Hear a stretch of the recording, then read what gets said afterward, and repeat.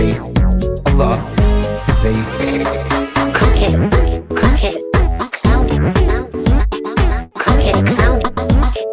crooked clown, Allah, Allah, say Allah, say Allah, say crooked clown, crooked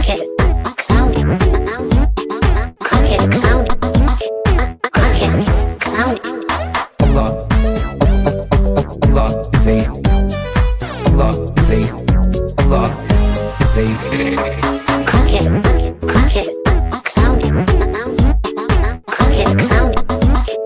crooked clown, Allah, say Allah, say Allah, say crooked clown. Who ate the apple? All right. What happened? I don't know. Who ate the I'm whole proud apple? of that. What happened? I don't know. Allah ate it. Allah ate it. Because he was too stupid. Excuse Sorry about that. I did not mean to play both of them. Some minor technological issues there at the start. I see what happened. I had forgotten to make one small adjustment. Anyway, we are live, everyone. Welcome back to Reasoned Answers, your home for the crackhead clown individuals.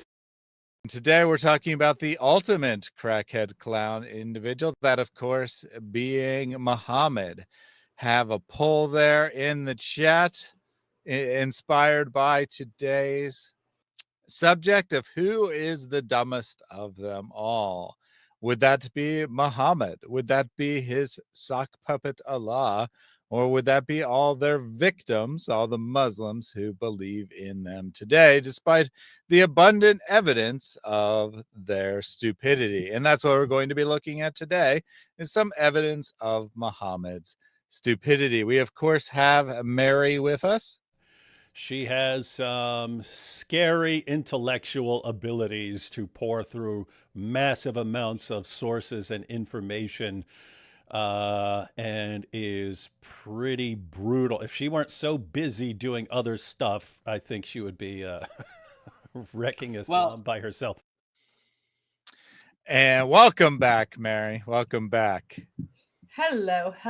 So we have been talking previously about the historicity of Islam, and one of the best arguments for its historicity comes from the Ahadith and how they connect to one another, although this is not meant to create narratives by the authors, by the people who told these details to other people, and then and the second generation after that, people wrote it down and then like frantically memorized as best they could and then recited to others because they couldn't be shown to be reading, because that would just be unseemly. But and then ended up in hadith collections beginning and that were more or less permanent beginning in the third generation. So all of this comes with many different people having recounted many different stories. Not saying that some of them aren't made up, because some of them are, but of those that aren't made up, there are many that draw together into narratives that no Muslim would want to tell. But it does tell very tellingly on their prophet and what he was actually like. It paints a very clear picture of the kind of man that Muhammad was. And he actually looks remarkably similar to many other cult leaders, cult founders, remarkably similar in his actions, his activities, everything. And today we are going to explore one of these accidental narratives that emerges when you look at the sources. And we'll begin by talking about how you can authenticate things without using Muslim approaches. You use normal historical approaches to the Islamic sources. How can you authenticate certain hadith? How can you authenticate certain mini narratives. Because really, if you go to the Tafsir, if you go to the Sirat, if you go to any of these other materials, they really are nothing more than a hadith arranged in a different way. So we will go and do that. Don't worry, Allah. The poll is not offensive because no one is picking you. So you have been defended. Yes, Allah is deeply offended by this poll.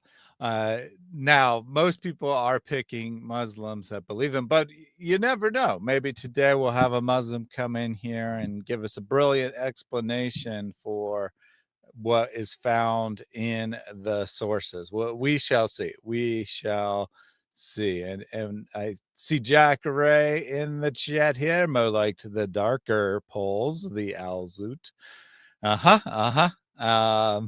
Good to see you, Jack. I think it's been a little while since I saw you in the chat. You may have been in the last chat. I don't know, but I don't remember seeing you. So good to see you here today.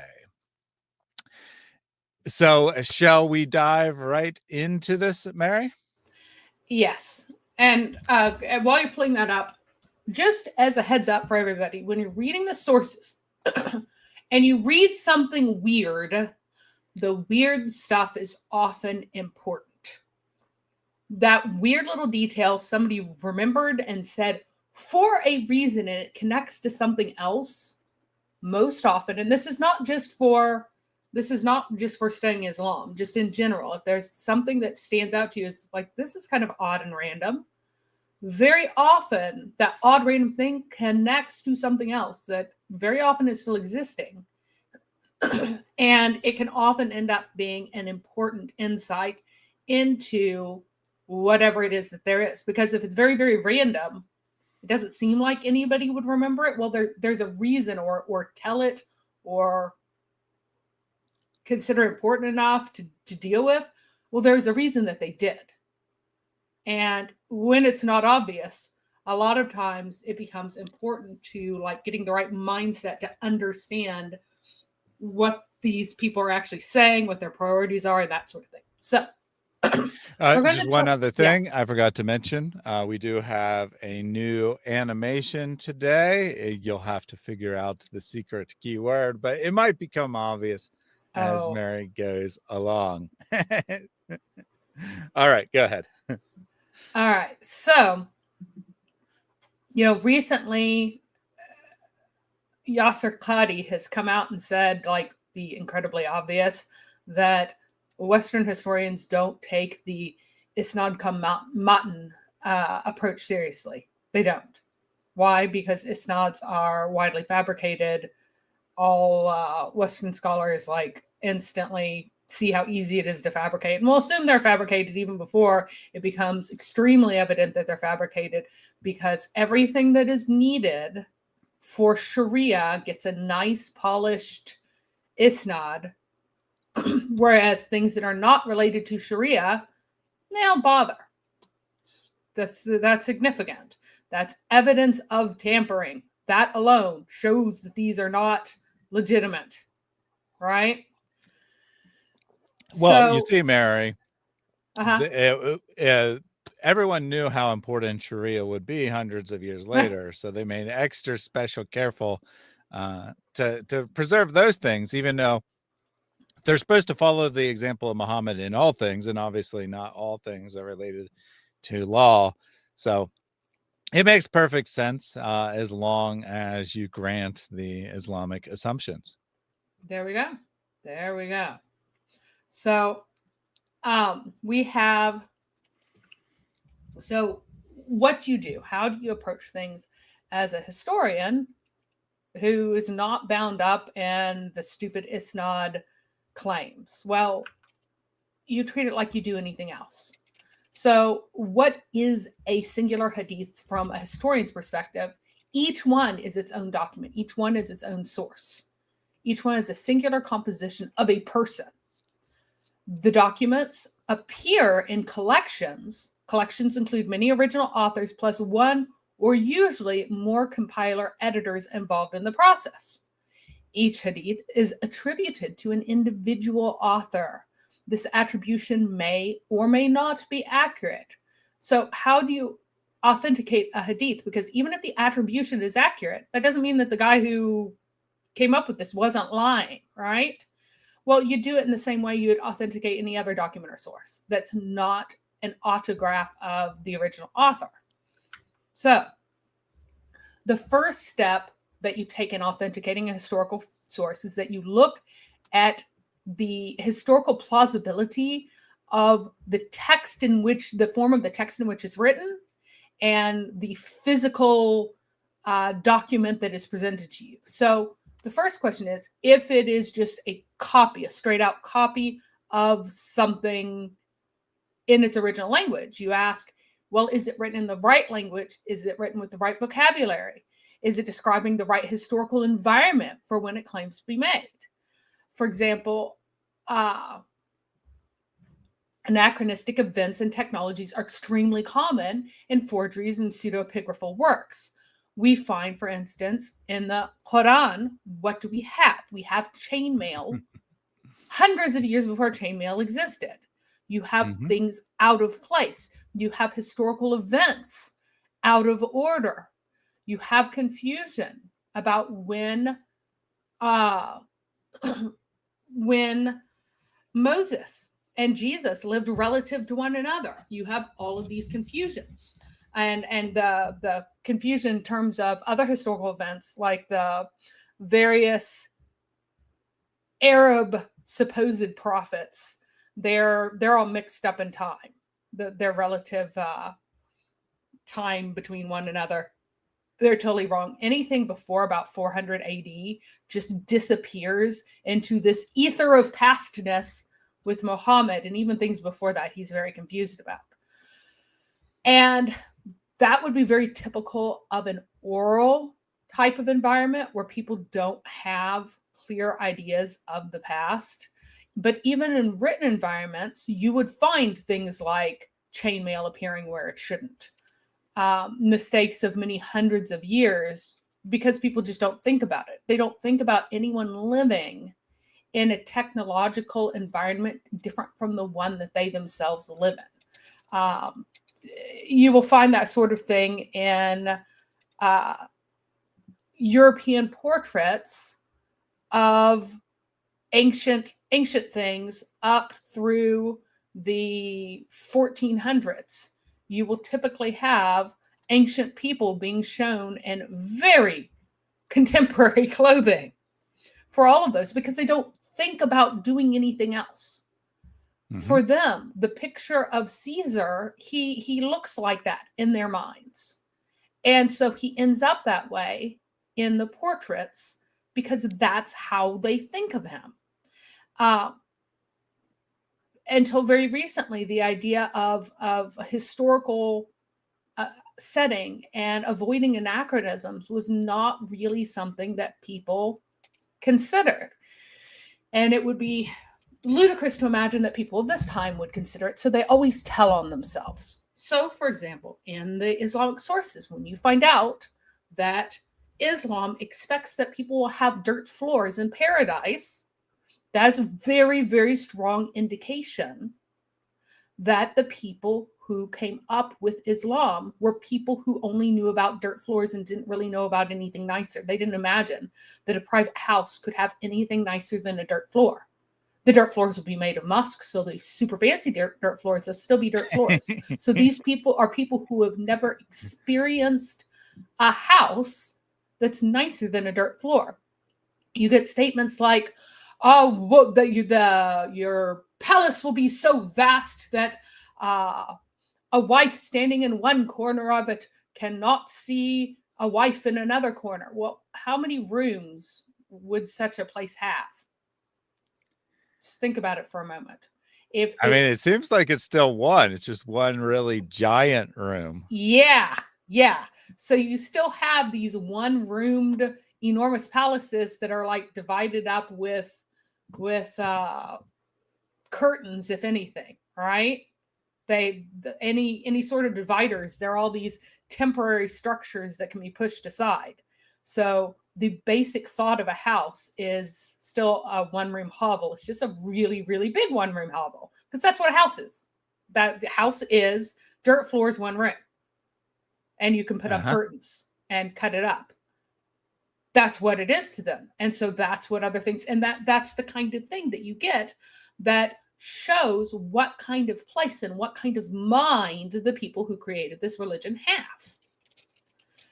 So just because something does not survive in the original language doesn't mean that it isn't ancient. We have a number of things that we only have in translation, that survive in translation. But if it is in translation, is the translation of the kind of language from the place, from the time, in the kind of format that it should be for its time? And then when was this copy made? If the copy was made at a certain time, then it should be made on certain materials, bound in a certain way, unless it's been rebound. And if there should be evidence of that. What kind of ink did they use? What kind of decoration did they use? Are they all from the correct time period for the copy?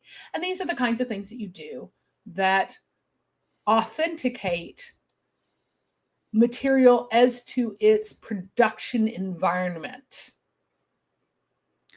So Jack Ray says, so in the sticks, they hadn't even heard of a tiled floor, as were common enough to know about in the edges of the Roman Empire. Yep. Out there in the middle of nowhere, they were like, what? There's such thing as a floor? I've never heard of such a thing. Yep. Amazing. Like they probably knew that such things existed in public buildings, but it didn't even occur to them that it would exist in a private building. Like that's a possibility, which is pretty hilarious.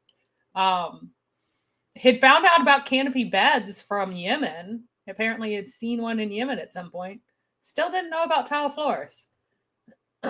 So, and before we go on to the really big major thing that we're going to concentrate on, I want to point out that there is a minor contribution to historical written sources, which is verification through archaeological findings. And these are not that aren't inscriptions, because I'm lumping inscriptions into writing. So our various archaeological findings, relics, or artifacts that are actually from the period, even though, you know, everything can be misconstrued, misrepresented, that's possible.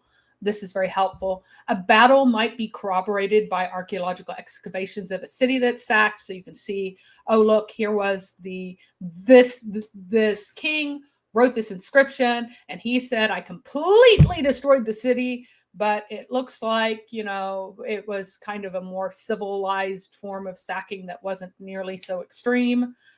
It is actually kind of funny, because a lot of the kingly language is of utter destruction, but then you find out whenever people actually do utter destruction, everybody's horrified because people weren't actually doing utter destruction. It was just the kingly kind of stance where you claim dominance by claiming to have done that, but you also still have a negative view of certain levels of atrocities, so you don't do them mostly. This is the level of their arguments. And then, but sometimes it's not helpful at all. Many events do not have archaeological things attached to them. They don't have surviving artifacts attached to them. Also, sometimes it was just not practical. For example, the Temple Mount. We've had goofballs running around going, there's no evidence that the temple was ever built, for a very long time, because the temple is under the Temple Mount, which is currently a paved surface, which would offend a lot of people if you started digging in. So all the people going, there's no evidence of well, there's no digging that has been allowed there. The Muslims have been doing some sneaky digging under their attempt at rebuilding the temple, which is what the Dome of the Rock is. It's an attempt at rebuilding the temple, even though it's in the wrong place. There was a rock there. And so the Muslims went, well, you can't have a shrine without your pagan rock idol. So clearly, this place where Mhm. there was a rock sticking out of the soil must have been where they put it, because where else do you have to circle a rock and caress it and kiss it and pour oil on it and all of that stuff? So they built their little Mhm. pagan temple on the site of the actual Temple Mount in Yeah, the wrong I mean, place this because is they needed a rock to caress, right? no, not at the wrong place, at the correct place, because wherever them. you see a rock, you know that is definitely a religious site approved by God. This is shirk. Literally, no exaggeration. Nice. So it is, they started digging under there, and in their spoils,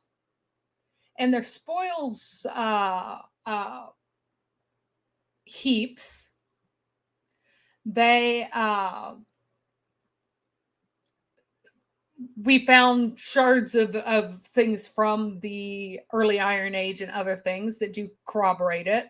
But if they hadn't been doing this and then completely unarchaeological, just digging underneath and dumping stuff out, there wouldn't be anything to go through to look at it.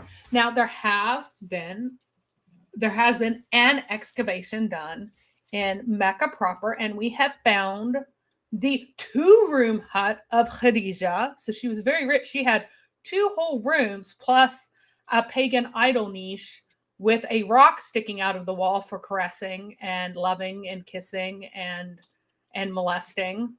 So we've even found the pagan idol niche of Muhammad and her yard along with it.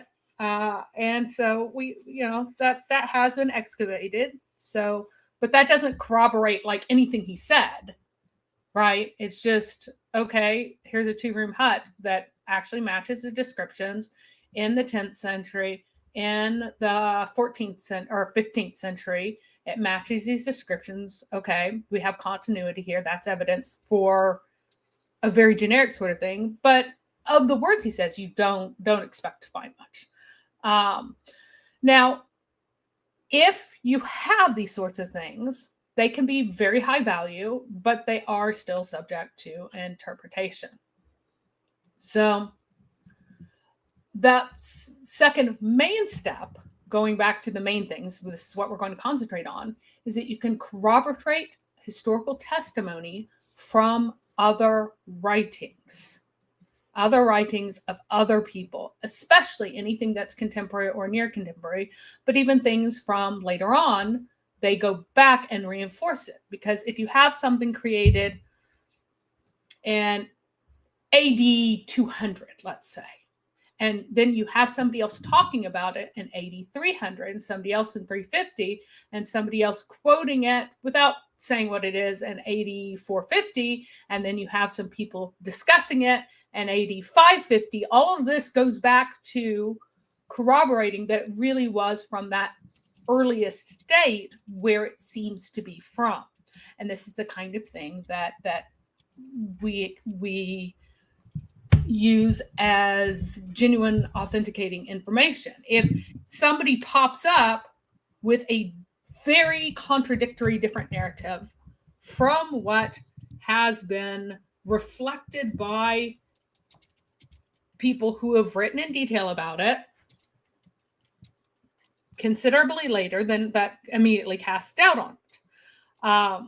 So corroborating historical testimony can be external references to the existence of the source, someone just talking about this thing existing, or the event that describes existing.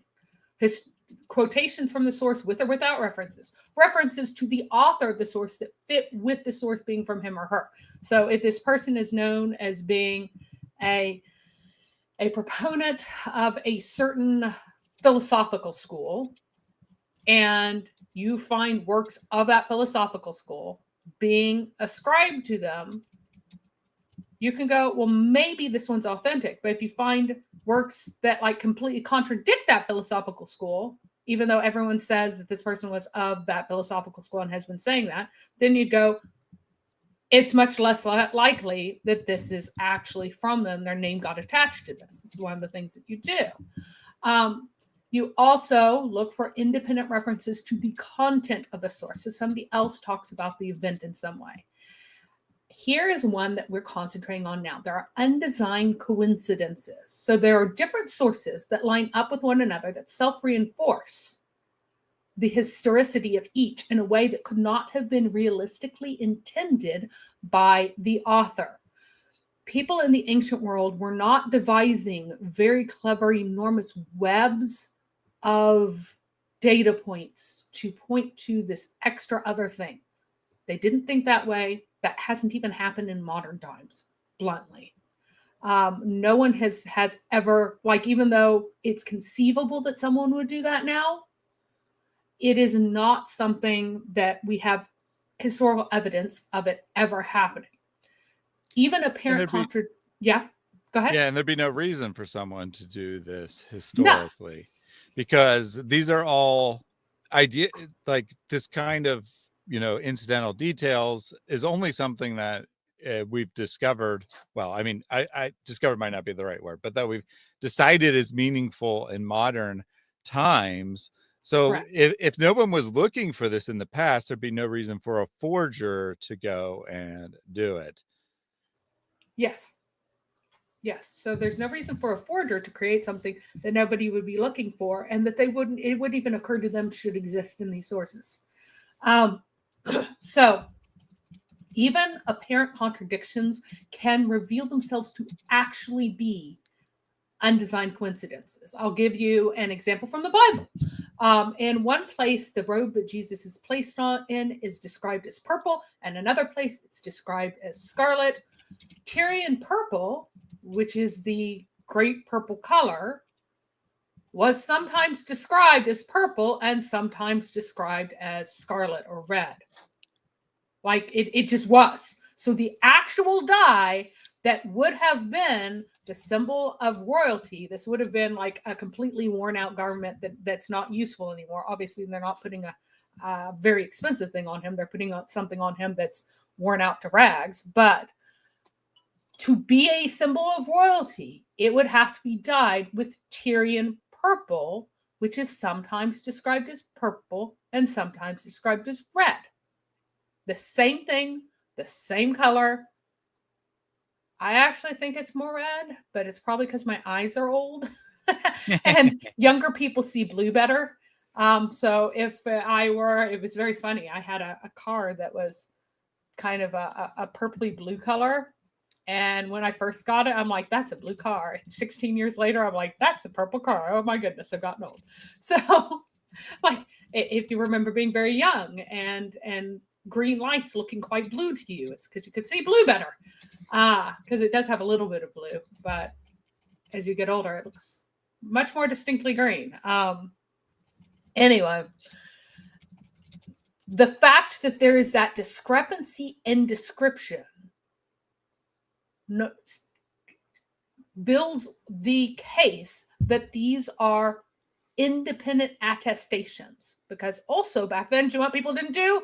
They didn't switch out word phrasing deliberately to like seem more different. They didn't think about it. It was not something that they were like, maybe somebody will read it like this and maybe I shall do. They didn't do that because people didn't read it like that. So these are two independent attestations of the identical event. 1 second. I don't know. Okay, so you did intend. I was like, it was like mid-sentence. I'm like, did you accidentally mute yourself? But it seems it was on purpose. So Mary's taking care of something, I think. But what we're seeing so far is... Okay. You see, this is the proof. This is the proof.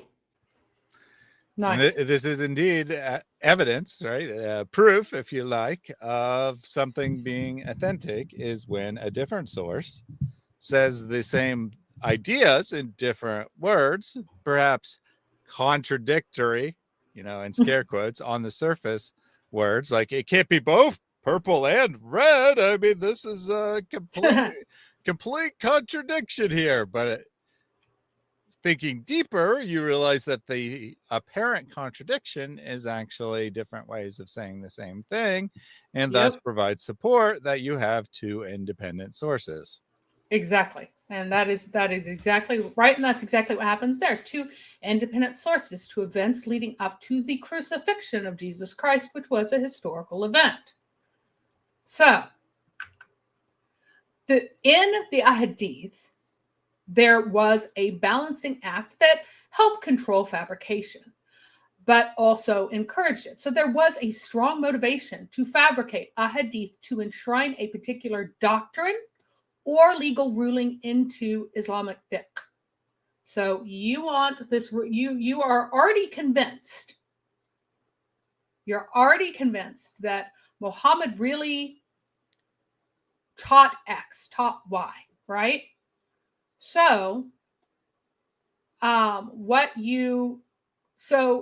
you convince yourself that, you know that Muhammad said this. You don't really have a hadith of this, but because of all these things, you think he said this, and so you come up with the hadith, and you slip that in.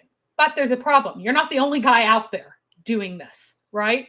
So different fuqaha, they're very jealous of their doctrines and rulings. They're ready to dispute anything they believe is a fabrication. So you have an internal balancing act for certain types of fabrication.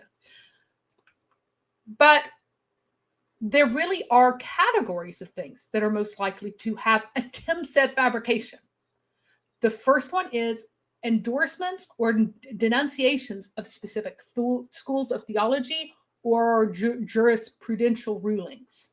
So these fuqaha are going to be very motivated to want to fabricate this and dispute anything that they think is a fabrication at the same time.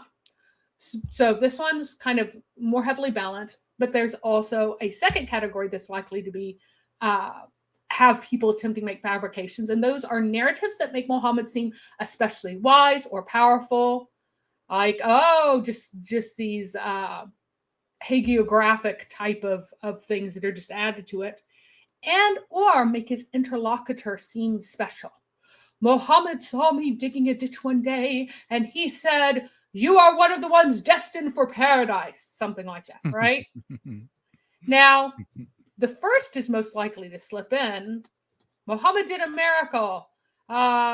He totally did this miracle, and it's legitimate. But the second is moderately likely to be disputed.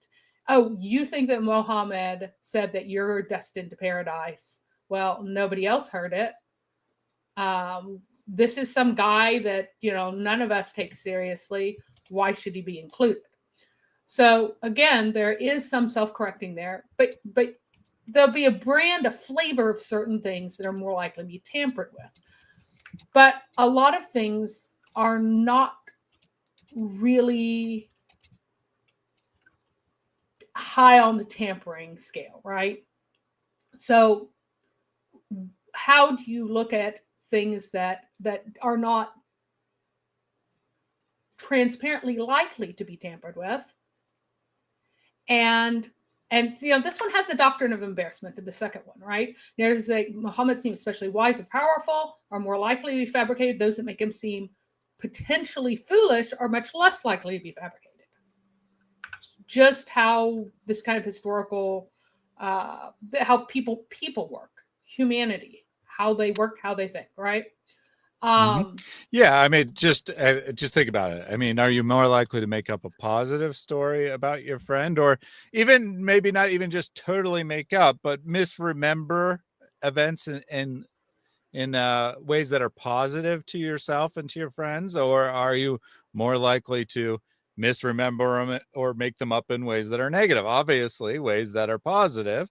So that doesn't mean just because the story is positive that it's fake, or that the story is negative that it's not fake, but it does give you an indication of which is easier to believe, let's say. So, an example, so when a hadith is fabricated, it's fabricated as its self-standing unit. It itself is fabricated by itself. But the event that is fabricated really should be impactful in other ways. It should resonate throughout a real narrative. If something big happened, it would have effects later on, but it doesn't in this case. For example, Muhammad's supposed moon splitting. Where does that cause anybody to do anything? This is supposed to be happening in Mecca. Where are all the people going, oh my goodness, I believe in Muhammad now. Oh, he's a real prophet. Where are all the pagans who are suddenly convinced of Muhammad as he split the moon? No one. No one ever talks about it. Nobody references it. There's no reference in the entirety of the Islamic corpus outside of the context of the supposed event, even though it should have been something where people are running to people go, my prophet split the moon. What has yours done? Did you see the moon split? My prophet did that. That's how we know, for example, that it didn't happen. Because in the context of Muhammad's narrative, that would have been something that would have been seminal. People would have run all around saying. But afterwards, it said, the Quran itself actually says that Muhammad doesn't have any miracles. He's only a warner. He's a plain warner long after this. Why? Because nothing special happened. Nothing special happened. Muhammad's supposed multiplication of food at different times. Never does someone say, well, we didn't go hungry because Muhammad fed us. No, they talked about how frequently they were hungry, how frequently they had a little food, how much they were suffering when they were in during the boycott. They were talking about how Muhammad couldn't multiply food there. Somehow he only magically managed to multiply food when everybody already had tons of food. And also no one ever went around going, hey, our prophet fed us in the wilderness. Our prophet did this. Our prophet did, Moses did that. Our prophet also did this. You don't get any of that. You don't get any of that. You don't get it in context. You don't get people following him because you have no one impressed by it who doesn't actually believe in him. No, you just have Anas's mom going, this totally happened. So 30 years we do later, have some right? pushback from JBO7, which I think you'll find very convincing here, Mary. He says the Al-Zut can confirm Muhammad's moon splitting. What can be greater tragedy? So yes, this is the Gnostic reading of this text. And I think that Al-Zut is an embroidery of something that really happened.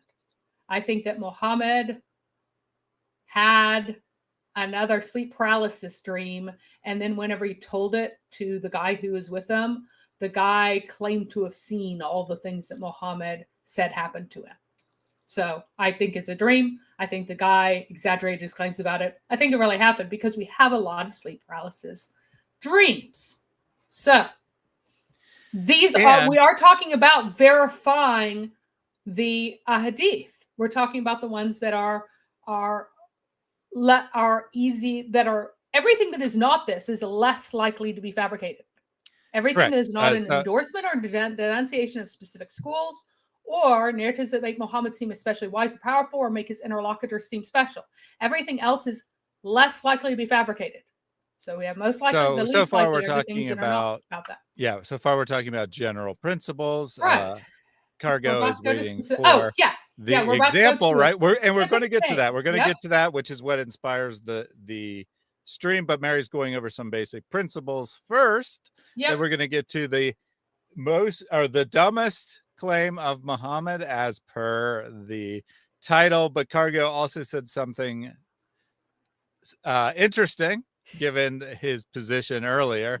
The best lies is the one that have some truth in them, and that is the case. But you believe there's absolutely no truth in any of this, right? Yeah, that's your position, that this is all just made up. There's no historical figure whatsoever behind any of this, which is interesting that you would say this, right? The best lies is the one that have some truth in it, because that's exactly what we find, right? Well, that's exactly what we find in the sources is lies with truth. Yep. So And again, it's not in the ancient mind to create an interlocking web of obscure details. We don't have interlocking details for any of Muhammad's miracles because they're all fabricated. We don't have these reinforcing details because they're fabricated. These are self-standing units, and everybody walks through a brain wiper after that. They get the Men in Black brain wipe and forget about it immediately after. Like the stories about how special Muhammad was before he was born. Oh, she saw, Warqa's sister saw a light over Muhammad's head. And then whenever he went into Amina and impregnated her with the child she will bear 4 years later, the light was gone. Everybody thought he was special. Everybody thought he was special. Everybody, all of these signs and wonders and everything else. And then when Muhammad, quote unquote, meets an angel, suddenly he thinks it's a demon, and nobody expects him to be a prophet. Why is that? Because all of those things before, each one was invented independently at a much later date. They aren't real because they don't fit into the narrative. They are self-standing declarations that contradict what happens in linear history. So the most important things that they would want to authenticate, they don't authenticate this way because they can't, because they don't think in this way at this time. And even now, again, it would be very hard for someone to do it. People would struggle with that. When many ahadith do interlock to create an unintended narrative, it's a good indication that these narratives are authentic. Very often they tell stories that are embarrassing to Muhammad and reveal his ineffectualness. They reveal that he's a false prophet. Now, we are going into a series of ahadith which stretch from 622 all the way to 629 as far as the datable ones go. And in the stretch of and 8 years inclusive. Just to be clear, those dates would be based on reconstruction. It's not like the hadith itself says this was written in 622 or whatever, right? That would be based on the narrative. You want to theoretically, someone wants to move the whole narrative 10 years, then just move the dates 10 years, right? But they clearly go in a specific order based on the development of the Muhammad. Now, either the story of his development, right? Because the story exists whether you think he's a historical figure or not. So either the story or the historical, and then we're going to ask the question, does this make sense as a made up story, or does this make sense as one guy developing his ideas over a period of time, let's say? Right. So with the Hijri datings, this begins with the actual immigration to Medina. Before you start, actually, I want to answer this question from Respect Boy. Does the Quran mention any miracles of Muhammad? No. Or do we find miracles in the Hadith? Also, no. Miracles yes. Okay, we find miracles claimed in the Hadith in several places. They're just these weird little minor, like I was going to correct myself and say mostly no, right? I said no, and I said, well, maybe I should say mostly no. It mostly comes from the Sirah, right? It mostly comes from the biography. Well, just to be clear, the multiplication of food is in the ahadith collections, and the Sirah are nothing more than compilations of ahadith. They're woven from many ahadith. What I mean is that, yes, technically, right, if it's in a biography and it's a saying of Muhammad, it's still going to be a hadith, but it doesn't come from the canonical hadith collections, right? It doesn't the multiplication of food absolutely is found in there from Anis's mom, who just made stuff up, and Anis was also the one who's like, yeah, the moon was totally split. So yeah, the moon, those are found in the hadith. Yeah, so the moon splitting is technically in the Quran, but it's clearly not about Muhammad. It's a sign of the last hour. And it Yes. just states it has happened. It doesn't say like Muhammad is involved in any way whatsoever. So it's not a miracle of Muhammad in the Quran. But it's the Yeah. only thing that in the Quran that they point to as a supposed miracle. What the Quran actually says is Muhammad could work no miracles. Muhammad could work no miracles. Muhammad could work no miracles. All the previous prophets had miracles, but no one believed them anyway, so we're not going to give Yep. you any miracles. And then for some reason, later Muslims are like, oh, he has so many miracles. And well, I say for some reason, but the reason's obvious because Christians are like, they're encountering Christians and they're like, or Jews, right? Jews as well. Oh yeah. Like, why should we believe in Muhammad? You know, saying it, by Moses the worked way. miracles. Jesus worked miracles. And Yeah, the, like, the pagans were saying to Muhammad, yeah, everybody knows that whenever the your cat is got snot problems. Everybody knows that when you when the Christians came through that they were working miracles, where are yours? Everybody knows that Moses had miracles, where are yours? And the answer was there aren't any.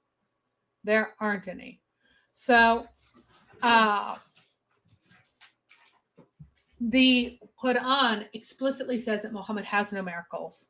You go to the Ahadith and you'll find some, the multiplying of food, and you'll find the swing of the moon, and then you'll find the swing of the moon especially emphasized in the Sirah literature, right? So, no, the props and the lighting are not inserted deliberately to make it believable, Cargo Crew. That did not happen anciently. Give me evidence of that happening anciently. Give me an ancient source that correctly did props and lighting. Tell me which one did, because they never did. They weren't capable of it. All right, so this is very funny, right? This is actually very funny. I want to point this out because he's like, I don't care about the incidental details. Somebody could easily fake the incidental details. I want the big picture, right? I want the hard evidence, as he says it. The big picture is the easiest thing to fake, Cargo. The details are much harder to fake. Yep. Indeed, you believe the big picture was faked, right? You believe the big picture was faked. So why would you say, give me the big picture when you think the big picture is the fake? So, I mean, the big picture is the surface level reading of the text. Yeah. What do you mean, give you the hard evidence? Come on, buddy. Think. So the first event in this chain happened as soon as the immigrants got to Mecca or Medina, excuse me. They got very sick. This was a very demoralizing time for Muhammad. Yes, it has been rewritten as if Muhammad brilliantly escaped. But if you read the Quran, what does it spend? And all of chapter 6 going. All of chapter 6 is like, you seek to expel me, but you can't. You seek to throw me out, but you won't. Instead, Allah will come, strike you down. Everybody except for my followers will die, and I will inherit the land. And here are examples of all these prophets whose people sought to throw them out, and they failed. What happened to Muhammad, everybody? Muhammad spent years saying, you cannot throw me out. I cannot be expelled because I'm a true prophet. True prophets are never expelled. Instead, their opponents are obliterated by God. What actually happened? He got thrown out. So they're reeling from this. And as soon as some people arrive at Medina, they get very sick, incredibly ill immediately. So,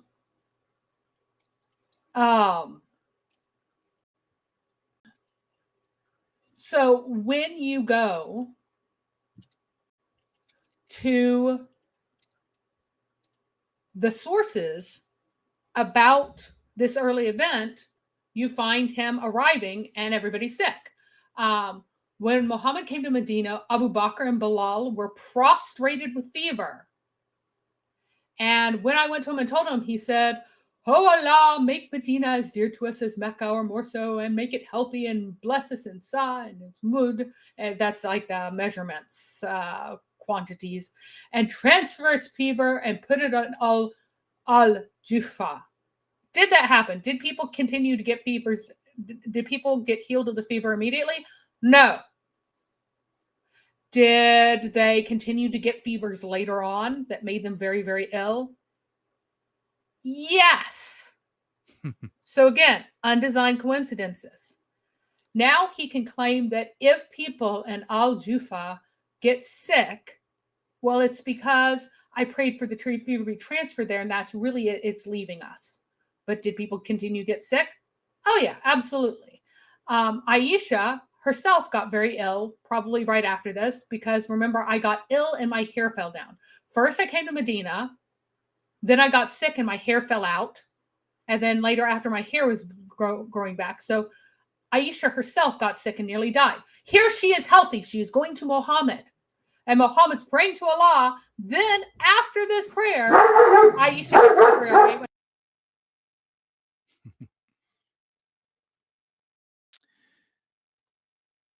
Tolkien had water. It must be true, says Mick M. Because, no water in the desert, no people living there, as Jay Smith likes to say, even though it's patent nonsense.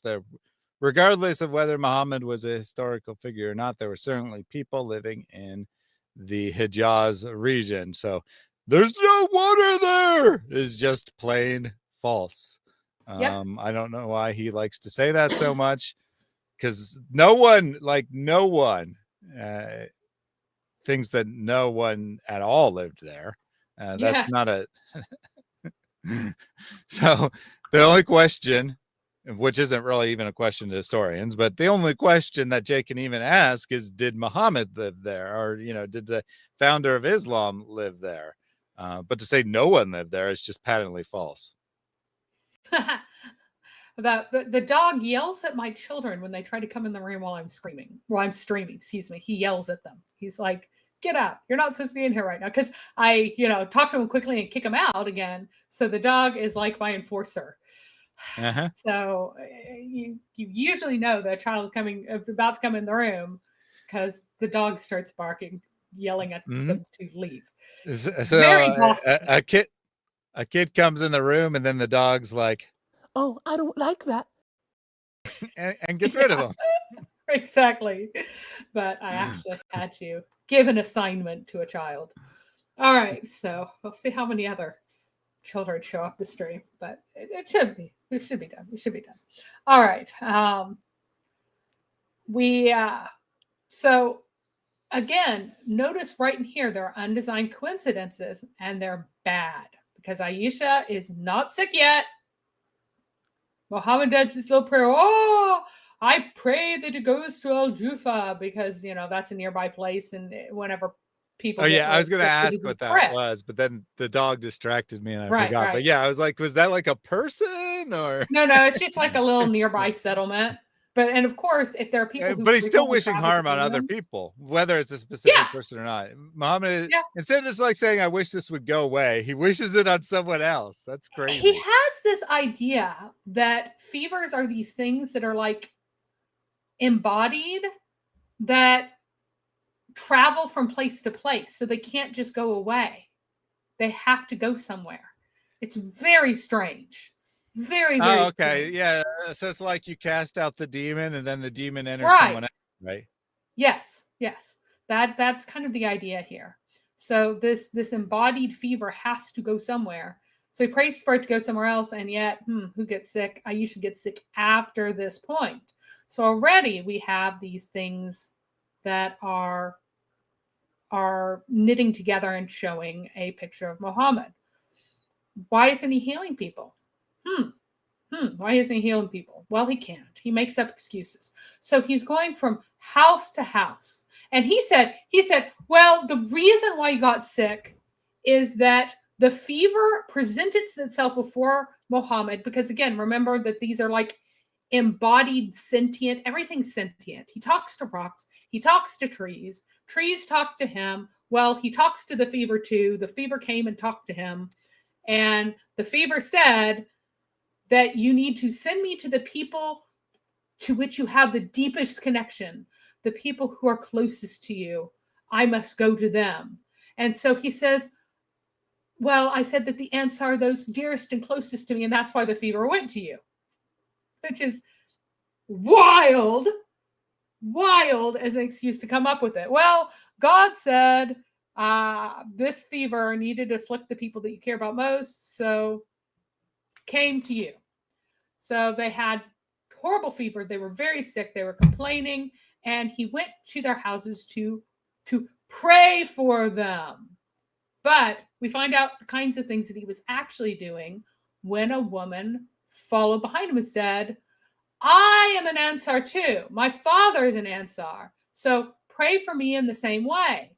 So then the prophet turns and says to her in public, this is able to be seen now. Before he was going house to house and speaking privately with them. Now this is happening in public. So this is being recorded by someone else who is watching this. So he says, what is your wish? If you wish, I will pray to Allah that he grant you health. But if you are patient, then paradise is for you. So your choices are, you can get well now, maybe go to hell, or you can go to paradise. What must someone who follows Muhammad say? I'll be patient. You can't ask for healing from your prophet when your prophet says, this is your ticket to paradise. Otherwise, you may go to hell. Like, that's what he's threatening her with. If I work this miracle, I can totally work this miracle. If I work it, though, you might go to hell. If I don't, you'll totally go to paradise. So what does she have to do? She has to say, oh, I will endure it. So this is what he's been doing, running around to these different people. Oh, I can pray for you. But, if you will bear this patiently, then paradise is yours. Because, being inflicted with illness determines whether you go to paradise or not. Well, we'll see why. He had to come up with a theology for this. He can't heal them. So he dangles hell versus paradise over his head. And so then he has to come up with a theology that accounts for all of this. But first, let's look at what Muhammad says. Abu Hurairah said that he didn't like any illness more than fever. Fever is his favorite illness because it went into each of his limbs. If you get an intestinal disorder, it's only your guts that are being afflicted. But if you have fever, your whole body is afflicted, and Allah grants each limb its share of reward. So for getting a fever and being tormented, you get rewards. And if it's your whole body gets rewarded. Whereas if it's a digestive thing, maybe only you only get less rewards related to your digestive bits, I guess. Yeah, So- only your stomach gets to enter paradise. Yeah, The rest something of like the rest of you goes to hell, but your stomach gets into paradise by itself. There's just a stomach walking around paradise. Yep.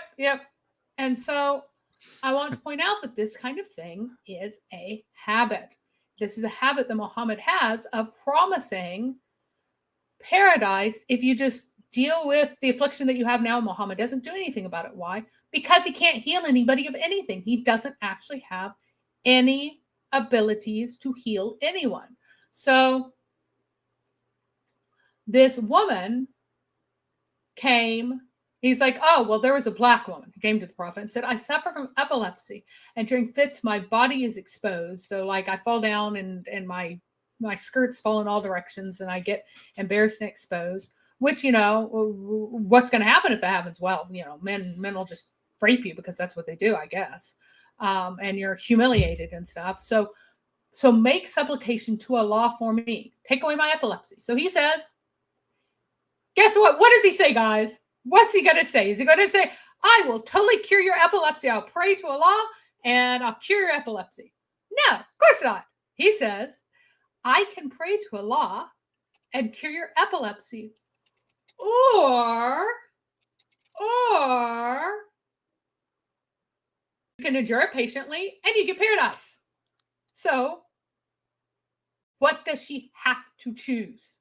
He's telling her heaven and suck it up, or possibly hell if I cure it. So to be his follower, she must say that she wants heaven. That's how he manipulated people.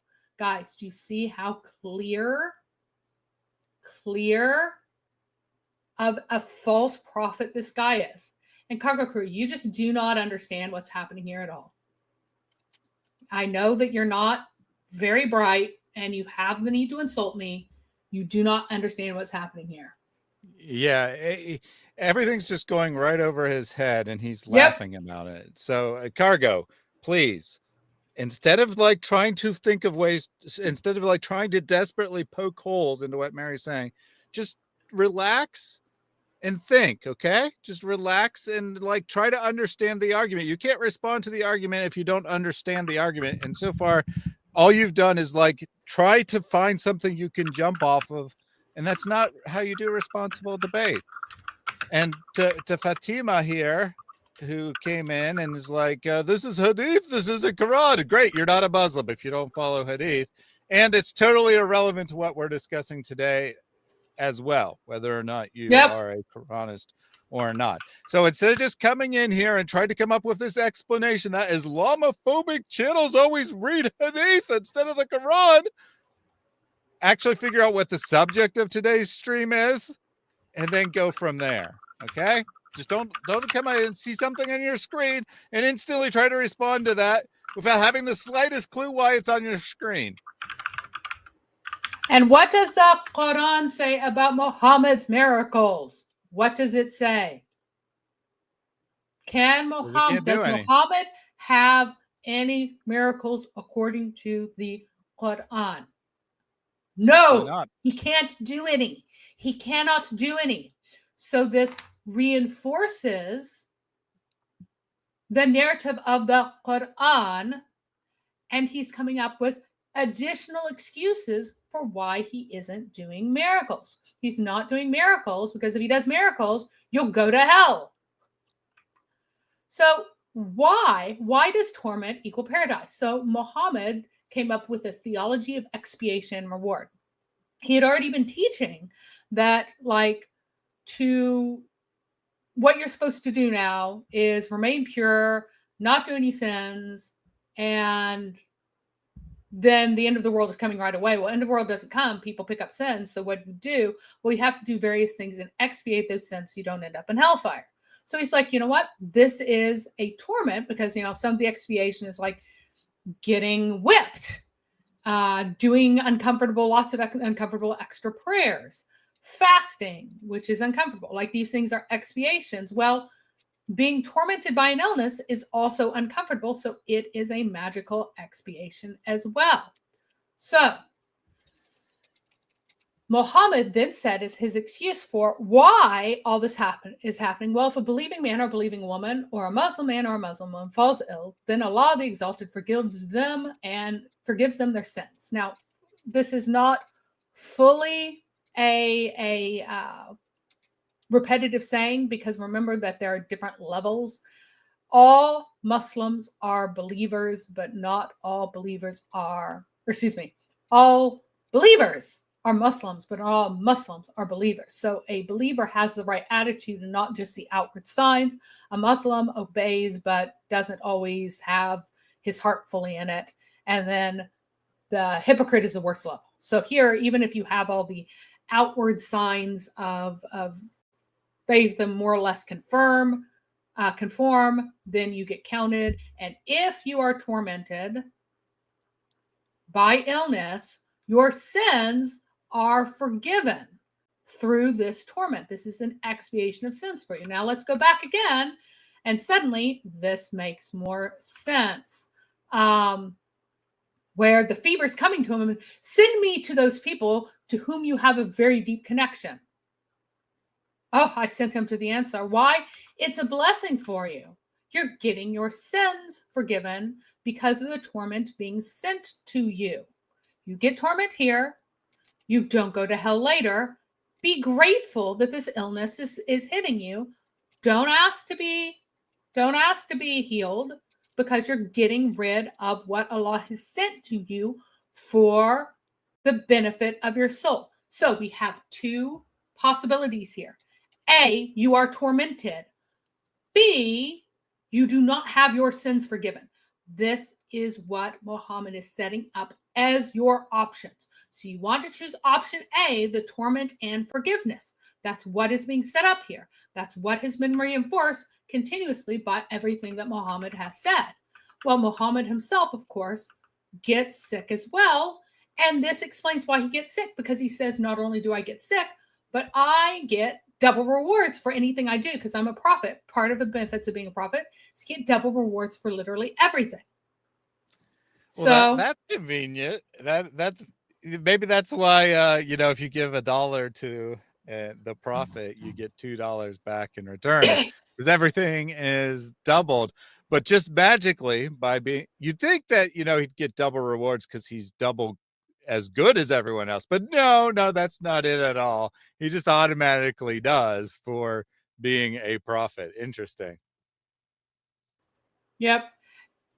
And Jawad here is trying to distract because he doesn't like that all of these things connect together. He's like, why are you being selective? I'm reading everything that is relevant to this narrative thread. So I'm not being selective in the sense that I'm avoiding some pieces of the narrative thread. No, I'm presenting all of them because all of them together are important to this narrative thread. And it shows the authenticity of this thread because it shows the origins, the development of the theology, then later the consequences of the theology in the real world among Muhammad's people, and then Muhammad's reaction to that. Well, it's funny, right? Because if we're, and our purpose here isn't really to talk about the hadith per se, but if we're talking about hadith, or there's at least a reference to a hadith, Muslims will come in, and we've had 3 or 4 of them come in and say, why are you talking about the Quran? But if we talk about the Quran, then they'll be like, why aren't you going to the commentaries to figure out what the Quran means? It's always look at something else, right? And if we looked at commentaries, it'd be like, why are you reading commentaries? Those are just the words of men. It's always look at something else. It doesn't matter what we're looking at. It's look at something else. It's almost like Muslims don't want us to look at their sources or something like that. And I can't imagine why no Muslim would want us to look at their sources. But as Mary said, make sure to like the stream. We currently have 53 likes on the stream, which is not all that many. Let's up those numbers! Get some more likes. Get some more likes.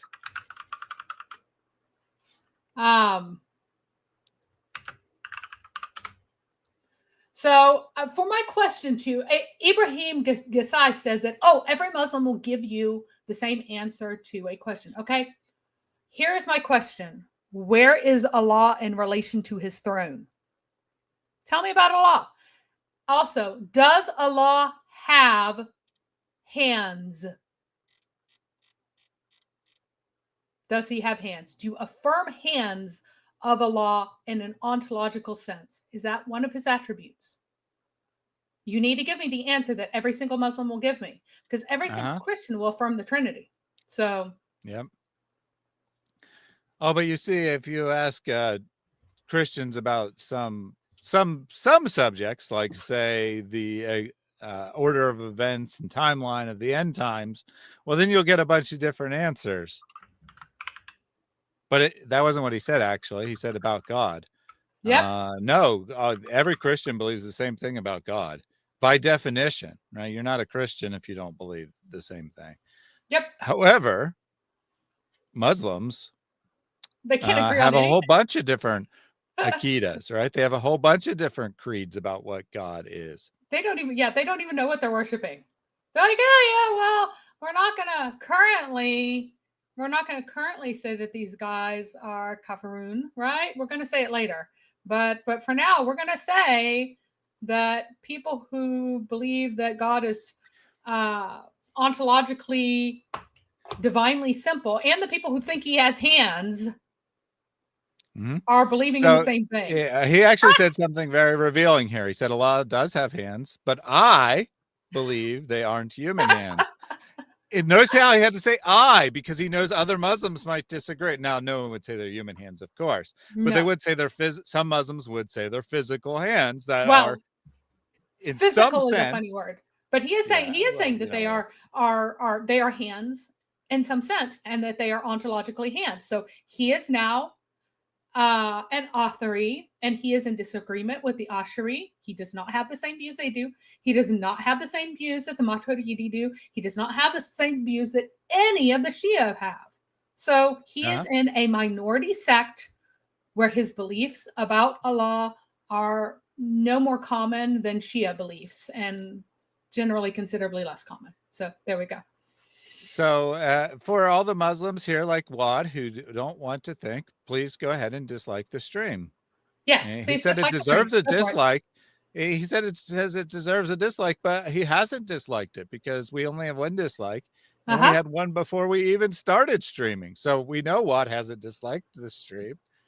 So he's a hypocrite. He's an absolute hypocrite. He says your stream deserves dislikes. Sorry to say, then dislike it. Yep.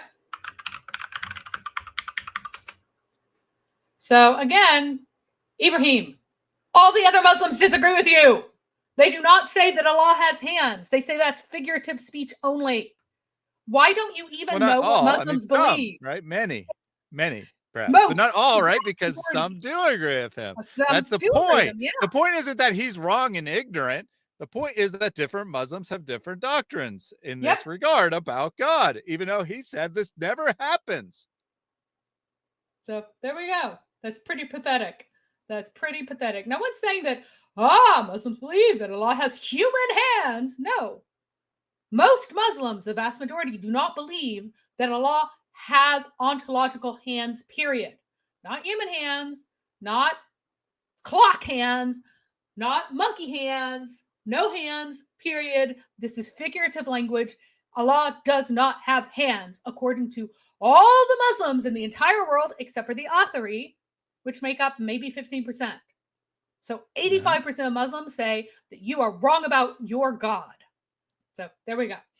All right. So this. But notice it's not one guy, right? It's 15%, which represents 150 million or 250 million Muslims that agree with him.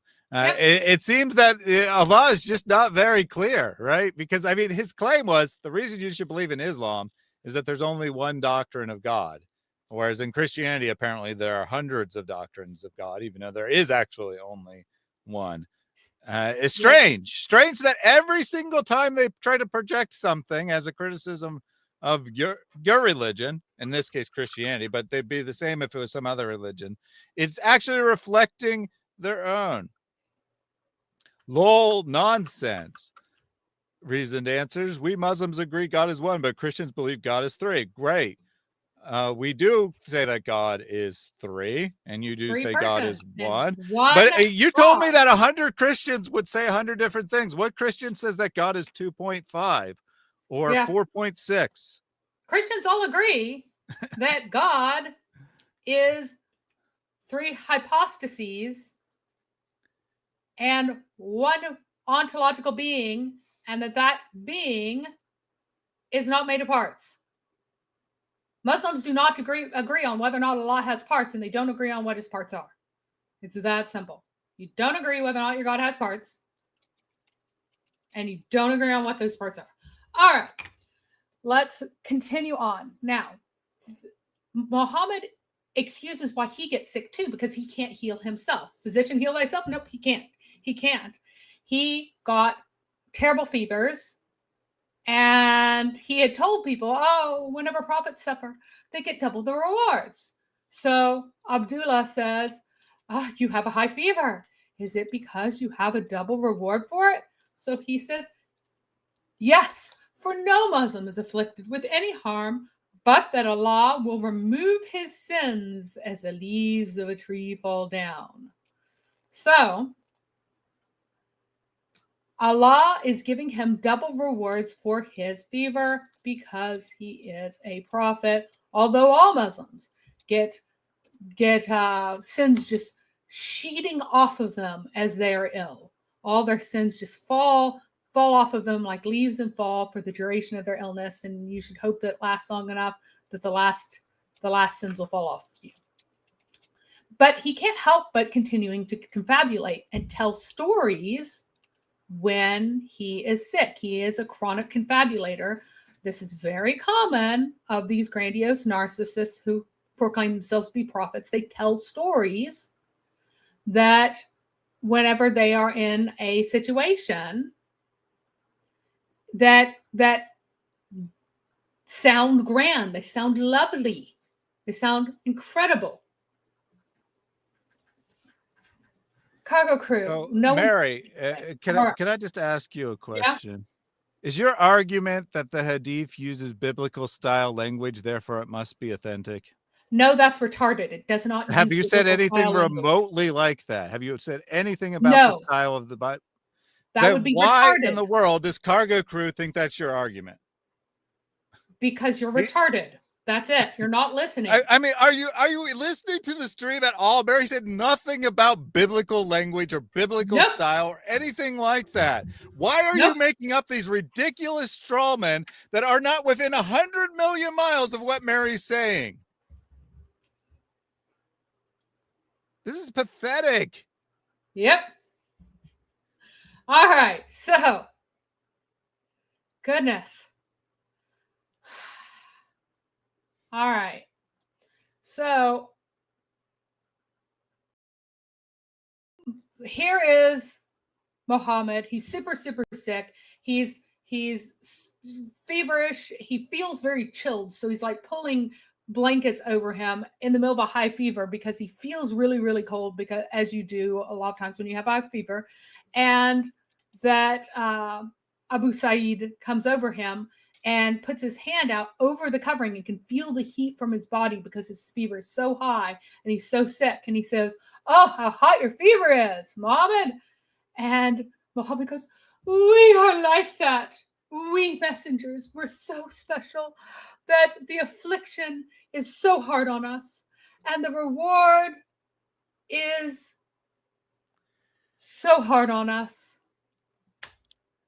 So just to clarify, Cargo Crew apparently did not mean me, and he just typed my name for no reason. He was apparently talking to Respect Boy. They both agree on that. And he just wrote Thaddeus when he meant Respect Boy. Okay. Yeah, he wrote Thaddeus. He wrote Thaddeus. I mean, he wrote my name. How was I supposed to? Of course, I'm going to assume this comment's directed towards me. You freaking wrote my name. And no, that there aren't some.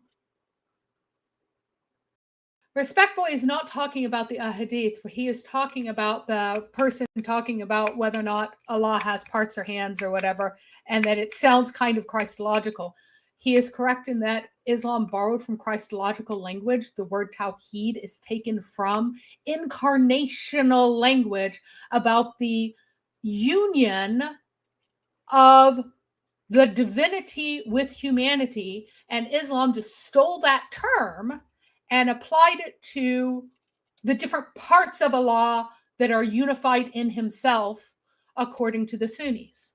That's how the Sunnis use it. They claim it means oneness. It doesn't actually. So Respect Boy was not talking about anything biblical. He was talking about metaphysical terminology and ideas in Islam. So Apparently, Cargo Crew is blocking people who are accusing him of being Muslim. Interesting. well, I do not. Cargo Crew. I don't think he's a is Muslim, to be a- clear. no, he's not I a don't Muslim. think he's a Muslim. I just He's- think that he is a he's insane. Nomo cultist who has his brain completely and totally turned off, and thus comes up with the most bizarre explanations for what our argument is that have And- nothing to do with our argument. And Respect Boy has and note, yeah. although that this stream is touching upon historicity, it's not even a stream directed at his precious little cult, and he still can't handle it. As soon as he heard the word history, he went into defense mode. Yep.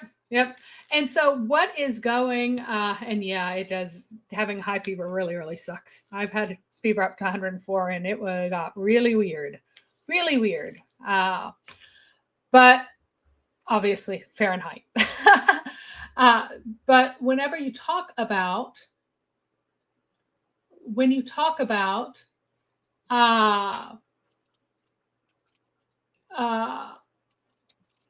the fact that they actually are using Christological type of terms, that's because in Christ there is a union, a unification in the incarnation. And any objection that you might have to the incarnation is about union in divinity. How can the divine become united? Because the divine is in itself necessarily simple. Divine simplicity is what all Christians believe. There is a small distinction on absolute divine simplicity, or some small difference that the Palamists have adopted. But even the Palamists agree that the ontology of God is perfectly simple. They just think that there's an uncreated energy as well, which is not ontology, but rather something different than ontology. But whenever you're talking about unification, that should disqualify an ontological unification disqualifies this discussion as having to do with solely divinity, because divinity must be simple. Yet that's the language of incarnation that the Muslims raided to give their default explanation of what their God is. So their God in his divinity is a union of ontological differences. That disqualifies him from being God. And there were reformers who went, this is a stupid God. It makes no sense. It can't be possible in its divinity. And so chose slightly more coherent ideas over what Muhammad seemed to be saying, to have something that was slightly more rational.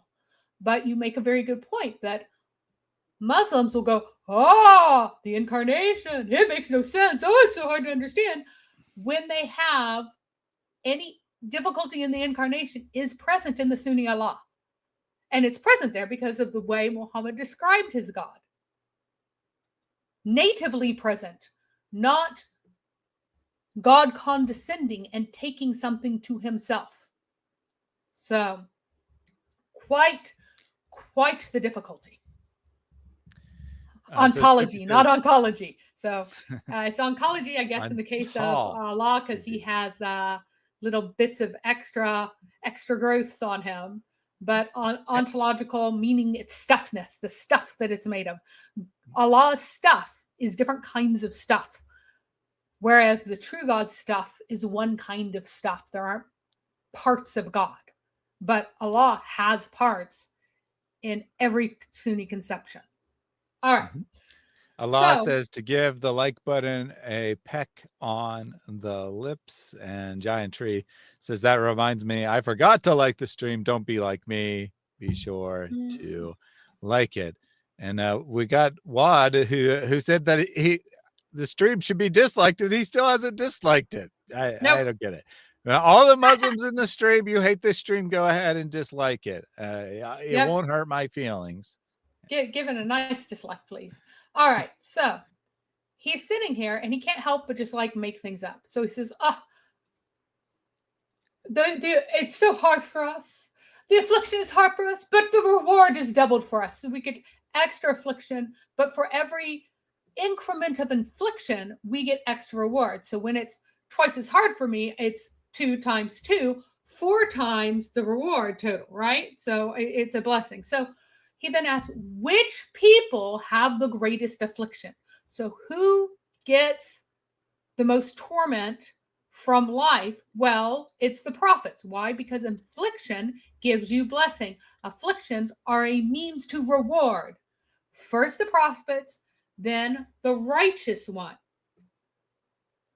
So one of these prophets was tested by poverty to such an extent that he could only find a robe to cover himself with, and he wore it. So, like, it was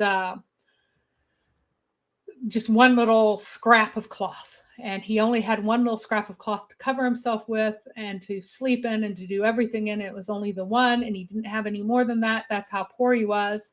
And another was tested by fleas until they killed him. They have a greater joy in affliction than one of you has in gifts. So these, there's the righteous, but here he's talking about the prophets, because it's exclusive of these folks that he's addressing, that a prophet got tested by fleas until the fleas actually killed him. He was killed by fleas, and he took joy in this, greater joy in being bitten to death by fleas than any of my followers have in being given gifts by Allah. So what does this mean? This means that what should you do if you're being bitten by fleas, everybody? Should you go and squeeze all the fleas? You should.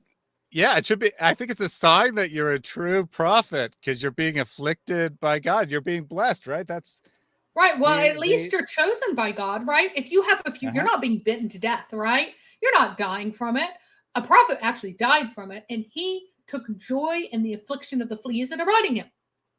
So if you have fleas on you, should you strip all your clothes, wash them all, clean out your house, get rid of all this stuff, put it out in the sunlight, scrub your body, get rid of the fleas? No. Fleas are a blessing of Allah, right? Fleas are the blessing of Allah. And someone finally typed in fleas. Death by fleas. There you go. There's your new channel animation. Good job.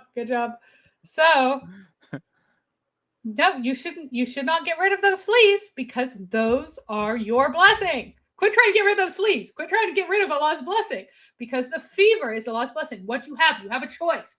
You have a choice between paradise, rewards, and fleas, affliction, disease, or getting rid of those things in the current day and possibly going to hell. So fleas are your blessing. Don't get rid of your fleas. That's what you would take away from this, right?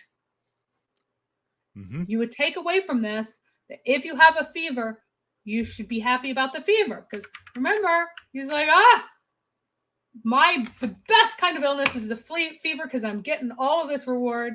Fever's great, reward's great, fleas are great. Do you guys think that this will have consequences later on? Muhammad's just riffing here. He's just saying stuff. He's confabulating. He's telling people stories. He's making stuff up as he goes along. And people are like, oh, really? So what's going to happen here? What's going to happen? Mm-hmm. So, and this is actually very different from the weird stuff that the Stylites and other monasts did. It's quite different from what the monks did, because what the monks were doing is that they were doing the mortification of the flesh, being a conscious denial of the flesh. And so it's saying that I have no regard for my flesh. I only want the spiritual. This is Allah actually taking away your sins in this. So we got this brilliant response. Oh my goodness. By Ibrahim. My brain just here. broke. And this is crazy. In the Bible, locusts plagued Egypt. Yes, that's true. Why do you make fun of the fleas on the prophet? So is this a punishment? Is this an affliction? Is this a plague on a prophet whom God is punishing? Is that what's happening? Well, don't you know, the Egyptians were the blessed people of God, and that's why he sent them locusts. Oh, okay, so actually he's arguing that the Egyptians are blessed, and so that is so you need to be clear, Ibrahim. You must answer. Are the Egyptians blessed to have locusts, or are prophets cursed to have fleas? Please be clear. Please be clear. So Plagues Muhammad are gifts. Plagues clearly are was. gifts, guys. How dare So- you make fun of the prophet being covered in fleas? When- Yeah, and this isn't Muhammad being covered by fleas. This is another prophet. But anyway, I know, but you just said the prophet, right? Yeah, You said the yes, he did. prophet. well, I mean, Muhammad had lice, and that's another thing. We will. I forgot to put that one in. We'll get the lights. Don't worry. I'll put that in later. Just the stupidity of this comment. I mean, this is like one of the dumbest comments I've ever seen in my life. He's like, why are you making fun of Muhammad saying someone's blessed for having fleas? Doesn't the Bible say the Egyptians got locusts? I just don't even know. Like, guys, think about what you're saying and its implications before you open your mouth. Like Muslims in the chat. Think about it. Think about it. Thank you, Oh my God. Ibrahim. Allah sent locusts to Egypt because Egypt was evil land. Okay, Yeah, so and that then means Allah sent that fleas to the prophet. because the And you're prophet like, was this evil. is perfectly fine because he sent locusts to Egypt. So you're gonna go with prophets are evil and they need punishment, so they get locusts. Just to be clear here, that's your logic. That's your logic. Okay. Okay. He does need a flea bath. He needs a tick bath, flea and tick bath. All right. So the predictable outcome follows. Remember that Muhammad just set this up so that if you are being bitten by fleas, you can choose paradise and have joy in the fleas and the disease and the fever, or you can choose hellfire and want to get rid of them. So what happens when somebody gets lice? So Ka'b, he was lighting a fire under a cooking pot. And as he was like trying to light this fire, lice were crawling down over him and falling into the cooking pot. And he's just being tormented by these lice, right? He's being tormented by these lice, scratching his hair. The lice are everywhere. They're like visible, falling out of his hair, falling into the cooking pot. Right? Yeah. Tasty. Yeah. So what's going on? What's going on here? And he said, "Do your lice hurt you?" And the guy replied, "Yes." And he said, "Shave your head and fast and do for 3 days, or feed 6 poor persons and slaughter a sheep as sacrifice." Now, I had not read the other parts and connected them before I did this. I'm like, why on earth do you need to shave your head? What does that do? That gets rid of the lice. So you're getting rid of the lice. What happens if you get rid of the lice? You get rid of your chance for paradise. You get rid of your blessings. You get rid of your blessing. rewards. They're gone. Yeah. You are no longer getting rid of your sins. Right. But he said shave your head anyway, because you can't live like that. You can't live eaten to death by fleas. You can't live covered in lice all the time. You're going to want to do something. His people cannot live that way. Even Muslims cannot live in this level of filth and revolting stuff, right? So, nope, the lice are a blessing, but now you have this other part. Fast for 3 days, or feed 6 poor persons, or slaughter a sheep as a sacrifice. And notice that these are different, boys and girls. Muslims, notice this is different. Feeding 6 poor people and slaughtering a sheep as a sacrifice to the pagan god Allah are 2 different acts. You have 3 options.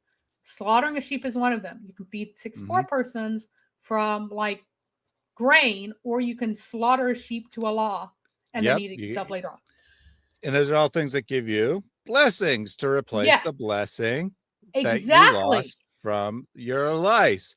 Okay. I want to point out here that Ibrahim is a bit triggered. Like he's been here for like an hour, Yep. and he didn't say one thing like this until just now. I think he's a bit upset about learning what his prophet taught. I mean, he just said that his that the prophet being covered. He just said that the prophet being covered in fleas is because he's evil, and now he's completely freaking out.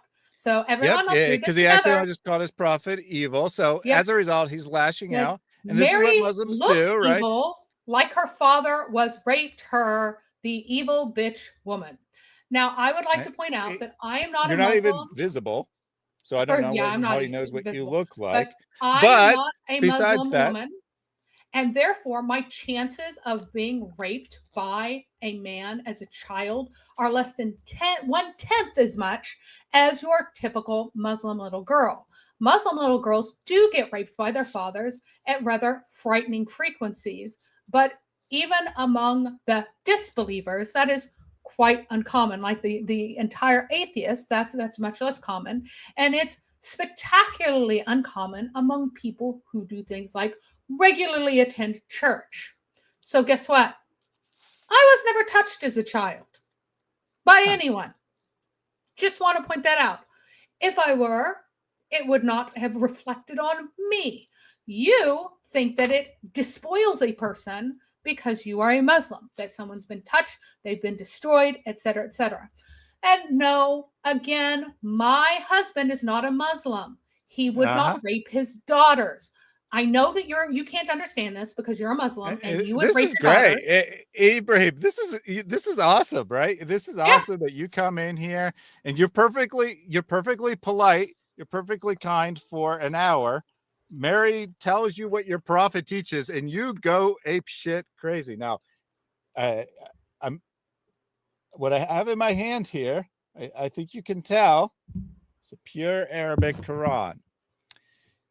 Now, since I'm thanking you for telling us how much this bothers you, I won't do anything to this Arabic Quran yet. However, if you continue to put insults of Mary into the chat, there will be consequences.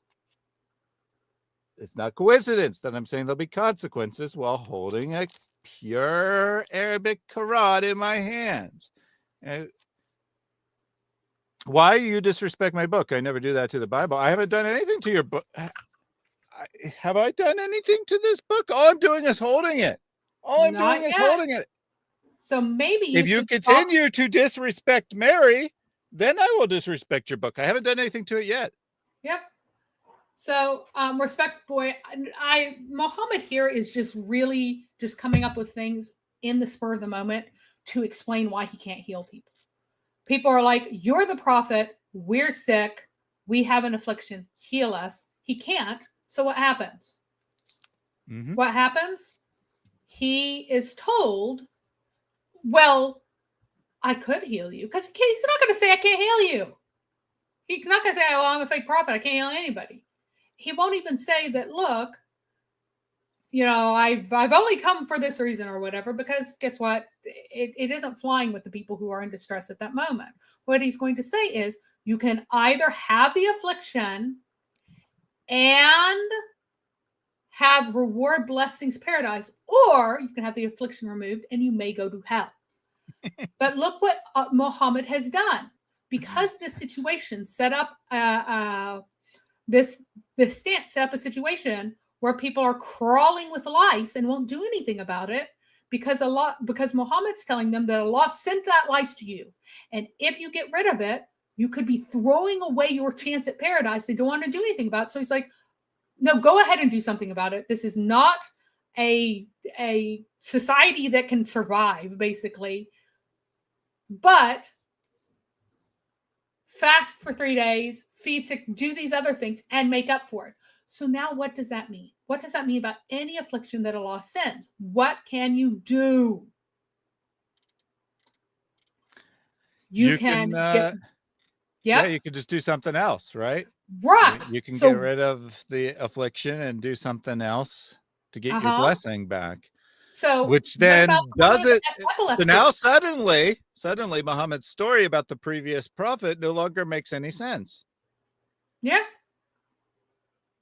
So why is the prophet eaten to death by fleas? Was he too stupid to know that he could just take off his clothes, put them in the sunshine, get rid of the fleas, take a bath, and then feed a meal to 6 people. Did he have to be bitten to death by fleas? No, he didn't have to be bitten to death. It was completely pointless. There's no point in any of that.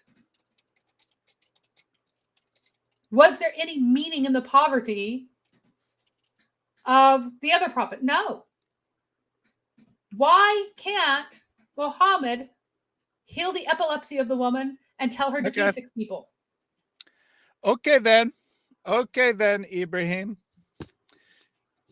Yeah, I mean, again, I'm not okay. a Muslim woman. I warned you. I warned you. Right? Well, you're going to need to change your view because nobody can see. Yep. I know. I was about to do that. I warned you, Ibrahim. We got the pure Arabic Quran here. Mm-hmm. Thank you for revealing your disgusting mind. Still not as disgusting as the mind of your prophet and God, but you know, still pretty disgusting. I'm getting hungry. It's lunchtime. What should I do? Should I go get a hamburger? Nah. I think you got a sandwich right there.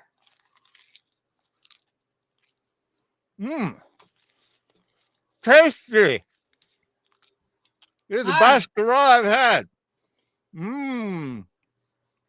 You got to get the cheap ones when you want to do this because the expensive ones are all got magazine coating on them and they're not as easy to eat.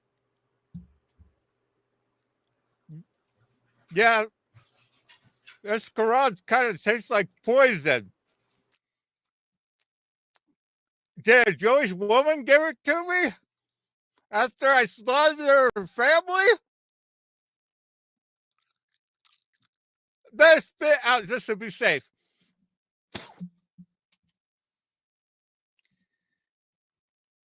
This is your Quran.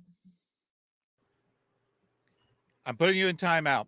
You come back, you do more will happen to your Quran, and you'll be permanently blocked.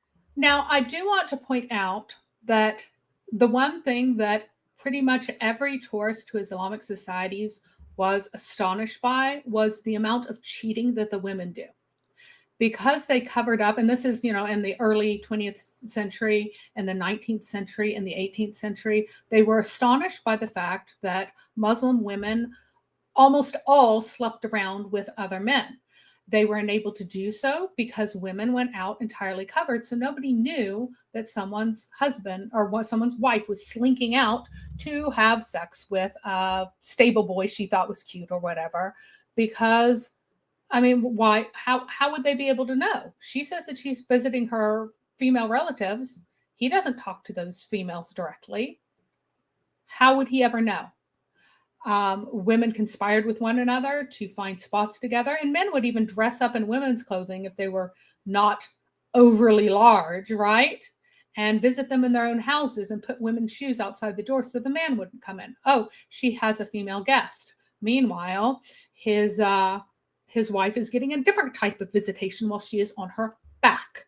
This was normative in the society, so much so that every female visitor who spent any time, even with the aid of translators, in these communities is like, wow, all these women are sleeping around with everyone.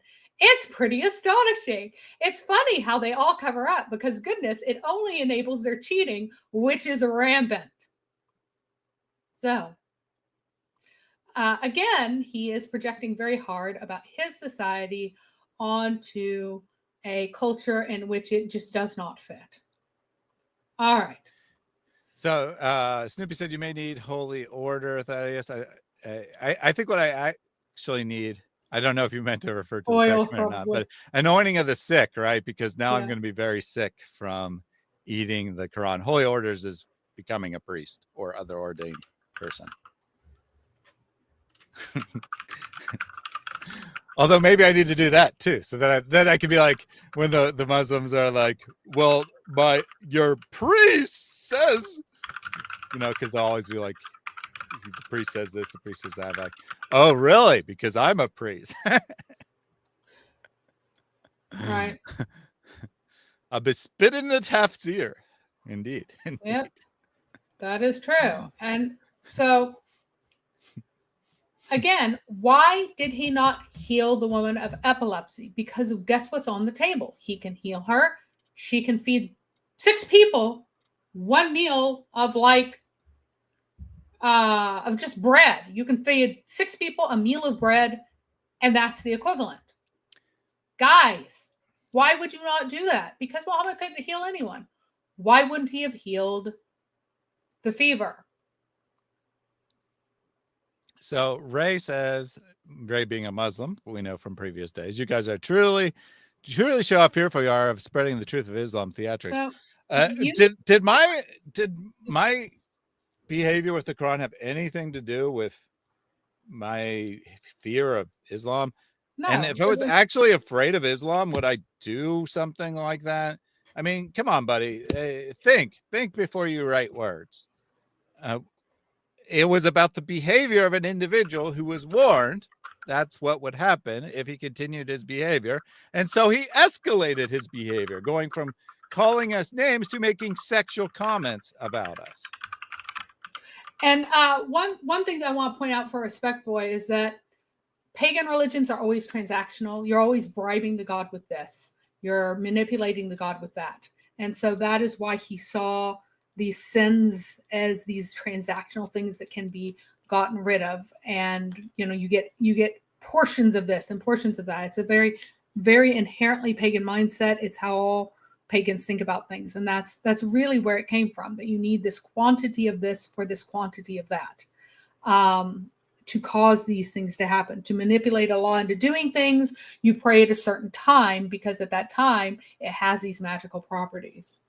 So just real quick before we go on here, Yeah. just to wrap up this little segment with our Quran here, just a girl says Thaddeus can't be harmed. He has the word of Allah in him, and others said similar things.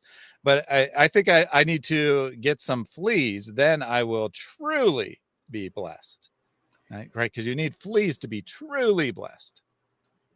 And Muhammad's view of doing things is so transactional that he basically has the idea. You'll like this, Respect Boy. It's just, yeah. You'll really like this one. This one's very funny.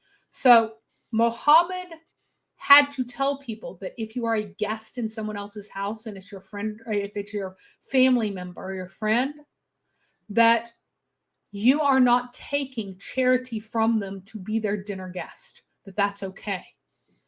Because his idea was so transactional that good deeds are subtracted from the recipient's account and given to the person who provides them with the food. So if you take sadaqah from people because you are poor, your good deeds are being given to them essentially. Like it's being subtracted from your account. So that's why he says, and he says, oh, well, what about if I'm feeding my own family? Because that's a sacrifice for me. I'm feeding my own family, but I don't want them to go to hell. Well, Muhammad's like, well, that's the special case where Who ate the apple? It's a benefit for you, but it doesn't subtract from their account. So it doesn't count that way to them. So if you give something to your wife, because, everything to her, you're just charity, right? Because she isn't deserving of anything. It is charity for you to feed your own wife and children. It's charity for you to feed your parents. You get lots of credit for that, but you don't want them to go to hell because they've had these things taken from them. So it doesn't count against their account. So this is how it works for when it doesn't, right? But it was a good way. Hold on here a second. So if you want someone to go to hell, right? Yes. Yeah. And they're not a family member, what you should do is you should give them lots of stuff, right? Yeah, that's why it says that anything that you give to Muhammad is not charity. He doesn't eat from charity. It's merely a gift if it's given to Muhammad, and it's never charity. Yeah, so all those prosperity hadith preachers who are like, give me your money and Allah will benefit. Oh, but they're just bringing curses upon themselves. Well, no, because you're stealing it, because it's sadaqah for them, because they're giving it to the poor. But then whenever you skim off the top, You're just stealing it, so that's probably not nearly as bad as like, Oh, actually receiving so the that stuff. that doesn't count as charity because you're stealing it instead of Right, it right, being right. Or charity. it's your management fee of the charity, that kind of thing. All right. So yeah. So I started a new poll to see what the audience thinks. What gives you the better blessing? Eating the black seed, which for context cures all illnesses other than death, or being covered in fleas. So yeah, and I know, guys, this is insane because he says things without thinking them through, and the consequences come to bite him. One of the reasons that he'd say that charity deducts from the other person's account, why would he say that? Well, you always have grifters who want to take charity that they don't actually need. And if you say, well, you'll go to hell if you take this, and then you don't take it unless you really, really need it. And yeah, it's just hilarious. That's another one. That's another very, very funny one that is all woven together. So I just want to point out what just a girl pointed out here as well. It's insane to think that feeding your own family is an act of charity to begin with. Yep. Right? I mean, I suppose in some technical sense it could be, but to have that kind of mentality where you're even considering it a possibility as being charity is just wild to me. Yep. And now I don't know whether or not Muhammad himself got sick in 622 on the year of the Hijrah. We don't know, but he did get very sick at some point in this time. And between 622 and this period, this is the period of Al-Hudaybiyah, which means that it was what time? It was in 628, because that's when the treaty was ratified. So we know approximately when this was. And so this is, counting inclusively, 7 years later that this happens, and he vitiates his entire point. Now he has made the death of these prophets, his own terrible sufferings. They no longer make any sense. They are nonsensical now. They're stupid. Yet he still said them. So, and yet the year later, Muhammad still isn't healing anyone. You would think that now Muhammad would be like, now I know this thing. I'm going to run around and heal everybody, right? This event here is the Umrah. At the Umrah, by the time everybody shows up in Mecca to do the Umrah and walk around the pagan idol, they're very, very weakened because they had been extremely sick in Medina. Once again, because these people have absolutely no conception of sanitation whatsoever. And until very recently, we're just pooping and peeing outside everywhere. So they are all sick again. They have fever. They're emaciated. But let me yell at the dog. Place. 1 second. No problem. Houston here. So as a reminder that one of the categories of zakat spending is to bribe non-Muslims in the hope they join Islam, which includes Muslim super chats to this channel. Good advice to all the Muslims out there. You can get zakat credit by donating now. Send in your money. Yeah.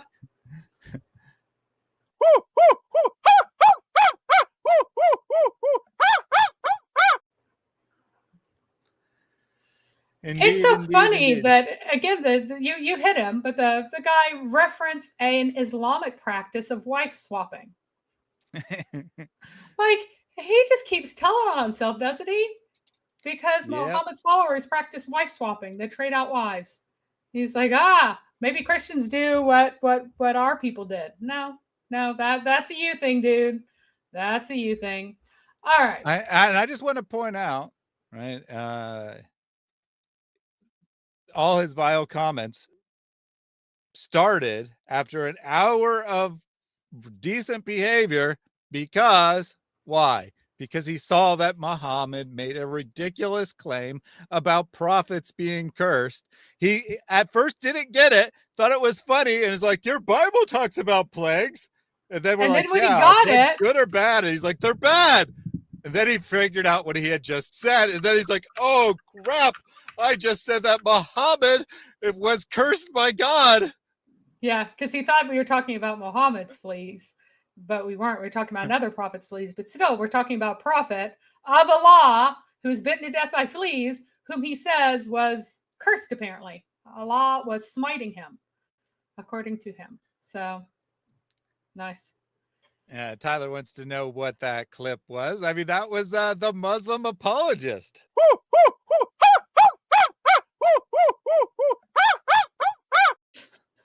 Showing his intellectual capabilities. There we go. So, and I don't care when Bukhari was compiled itself, because what are these? What are these? Each hadith is a document, a singular composition of a person.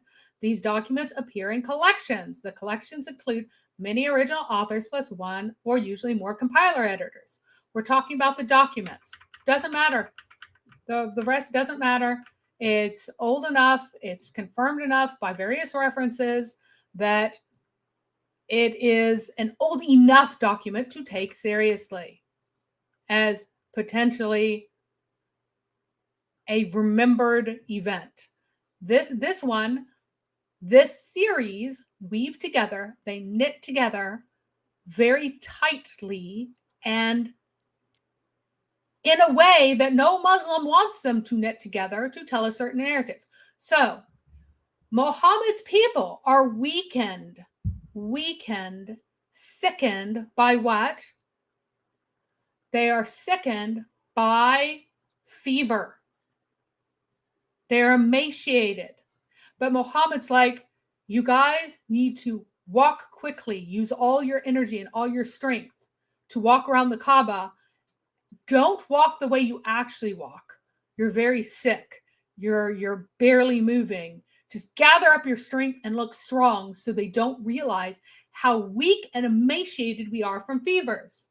Was there any reason for the fever in Muhammad's own setup? Muhammad says, I'm perfectly capable of healing fevers, but you can't have your fever healed because it'll take away your reward, except you can do another small thing and get that reward anyway. Mm-hmm. You can get that reward anyway. So now there's no reason why no coherent reason why he is not healing the people right before the Umrah. Because he said this the year before or around the same time. Yeah. So he knows this, yet he can't heal them. He can't heal them. So just so everyone understands the sequence of events here, right? Muhammad is claiming to be a prophet. He's starting to get some followers. Some of his followers are getting sick, as happens, right? People get sick. And he knows that previous prophets sometimes worked healing miracles. And he knows he can't. So he says, oh, you don't want to be healed. I could heal you, but you really don't want to because you gain blessing by being sick. And then people are like, okay, I guess that makes sense. I'll suffer now and get reward later. That makes a lot of sense in my pagan transactional system. Let's go with that. And then Muhammad says, good decision. You know, there was one prophet who was so blessed by Allah that he had so many fleas, he died of being bitten to death by fleas. And people are like, okay, yeah, but this makes sense. Then years later, one of Muhammad's companions, believing all his nonsense, has gotten some lice and has done nothing about it. And the lice are, he's responsible for cooking the meals, and the lice are visibly falling off his head into the food. And Muhammad's like, oh, God, that's disgusting. You know, you could get rid of your lice, buddy. Don't they hurt you? And he's like, yeah, of course they do. But you told me to suffer. He's like, no. Just go ahead and get rid of your lice, shave your head, and then just do an act of charity or say some prayers or do something, and you'll be good. So for years, his excuse on why he couldn't work any miracles was, you don't want me to work any miracles. Now that he wants the guy to stop accidentally putting lice into the food, He's like, please just shave. I made all that shit up. It was all fake. And people are like, alhamdulillah, this is the proof that Muhammad's a true prophet. He has given us the mercy of allowing us to shave our heads so we don't have fleas anymore. You guys see the problem? Do you see the problem? Do you see why this is clearly a historical event? No one is making up these series of stories to tell people to do charity or whatever, right? It makes no sense. They make sense as a fake prophet inventing this story about it being good to suffer to cover up the fact that he can't work miracles. And it makes sense, the fake prophet taking that back when it benefits him. It doesn't make any sense for some smart person later on to make up these stories, or even some dumb person. There's no reason to make up the stories if it's not to tell people to continue to suffer in their own time. The early stories have absolutely no purpose once the later one is revealed. So no one is making up stories that have no purpose, no matter how stupid they are. Yep. And there are other versions of this that say that this was actually happening right before they went on, like during this trip to Mecca, that this story was happening at this time. And that Muhammad realized that he was covered in lice and absolutely tormented while they were in Ihram, and like the holy condition where you're not supposed to cut your hair. He's like, shave it anyway, do these things anyway. It's totally fine. You get all the rewards from the lice. It's all good. You're fine. Being in the holy state doesn't matter. Doesn't bother you. It's good. It's excellent. So we have these stories where he just gets rid of everything. It's fine. It's fine. You can cut your hair. You can get rid of the lice. You'll still get all of these blessings, even though you're in a holy state where you're not supposed to even cut your hair. So we're all good. We're all good. So AH Bespoke says, can't they just use camel pee? It cures everything. No. So it's actually somewhat ambiguous what it cures exactly.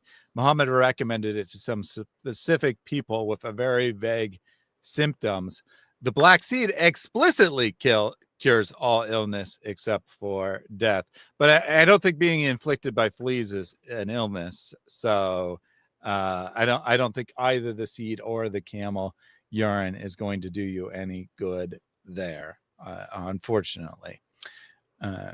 All right. And Tyler says, I'm suffering listening to these gross hadith. Then you are being blessed by Allah. Yep. Whenever you suffer, it brings blessing upon you. And so just in case you think that, this one doesn't count. It doesn't count because why? Because, he was in this holy state and you aren't supposed to cut your hair then. So it was only referring to the holy state where you can get rid of the suffering and end up with the reward anyway. Hang on. Muhammad could not help himself. So Muhammad told people, pray to Allah when you're ill for the lessening of your illness. Wait. Isn't it to take away all of this horrible stuff to take away all of your sins and to give you rewards? Well, just pray. Lessen the illness, but don't diminish the reward. So just pray to Allah. Take away this illness. Take away these biting fleas. Take away this poverty. Take away all these afflictions that Allah sends to me, but don't lessen the reward. That should work. So again, got bitten for nothing. Got bitten for nothing. Absolutely nothing. So, and again, bitten to death. Bitten to death. Yep. Bit him to death. So apparently bit him to death for absolutely nothing, because what can you do? You can just go, oh Allah, stop letting these fleas bite me to death. or allow me to kill all these fleas. I'm sitting here, let bite me to death, but don't diminish my reward. And he could have gotten it. It was for nothing. The suffering is for nothing. And I'm going to move to a different one. Our hysterical buddy came back, and I already blocked him. It's all good. Again Proud is projecting Kafirs. very mightily. We are not Muslim. We don't do things that Muslims do. I just want to be clear about that. I know you guys are like this. I think that that's the correct one. Let's see whether or not that's the correct one. Proud Kafir says, Flihu Akbar. Indeed. Oh, wait. Fleas are greater. Let's see. Bigger. The fleas are bigger. Yes, this is being shared. Yeah, here we go. Excellent. So, what did Muhammad himself do?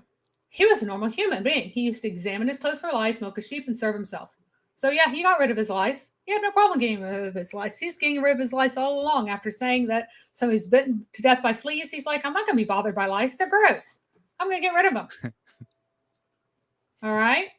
So how about this one?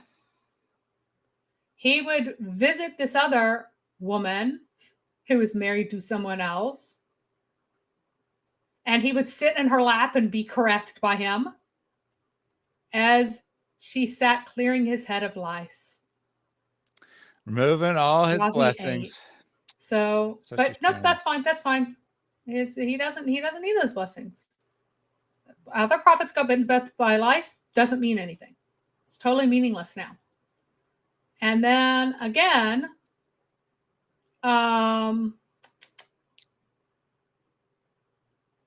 whoops, I think I just clicked on that one, and that's not actually the one I meant. Oh, she was picking, there it is, sorry. Zainab was picking lice from the head of the messenger of Allah. So that's Zainab, his wife, was sitting there picking lice from him. So.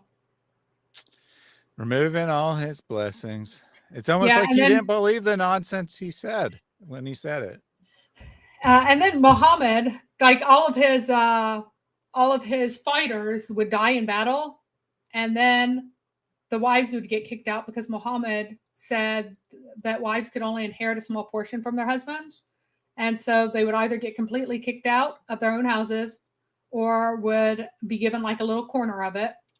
It's like, you can live in that corner, the rest is ours. And then Muhammad went back on the thing that Allah said that women should be given. Said, nope. The immigrants have to be given, their houses have to be given to their wives because they're complaining. Just to be clear here. Again, excellent thought. So there you go. That's our prophet who examines his clothes for lice, gets rid of lice. Strange women caress him and pick the lice out of his hair. His wives pick lice from his hair.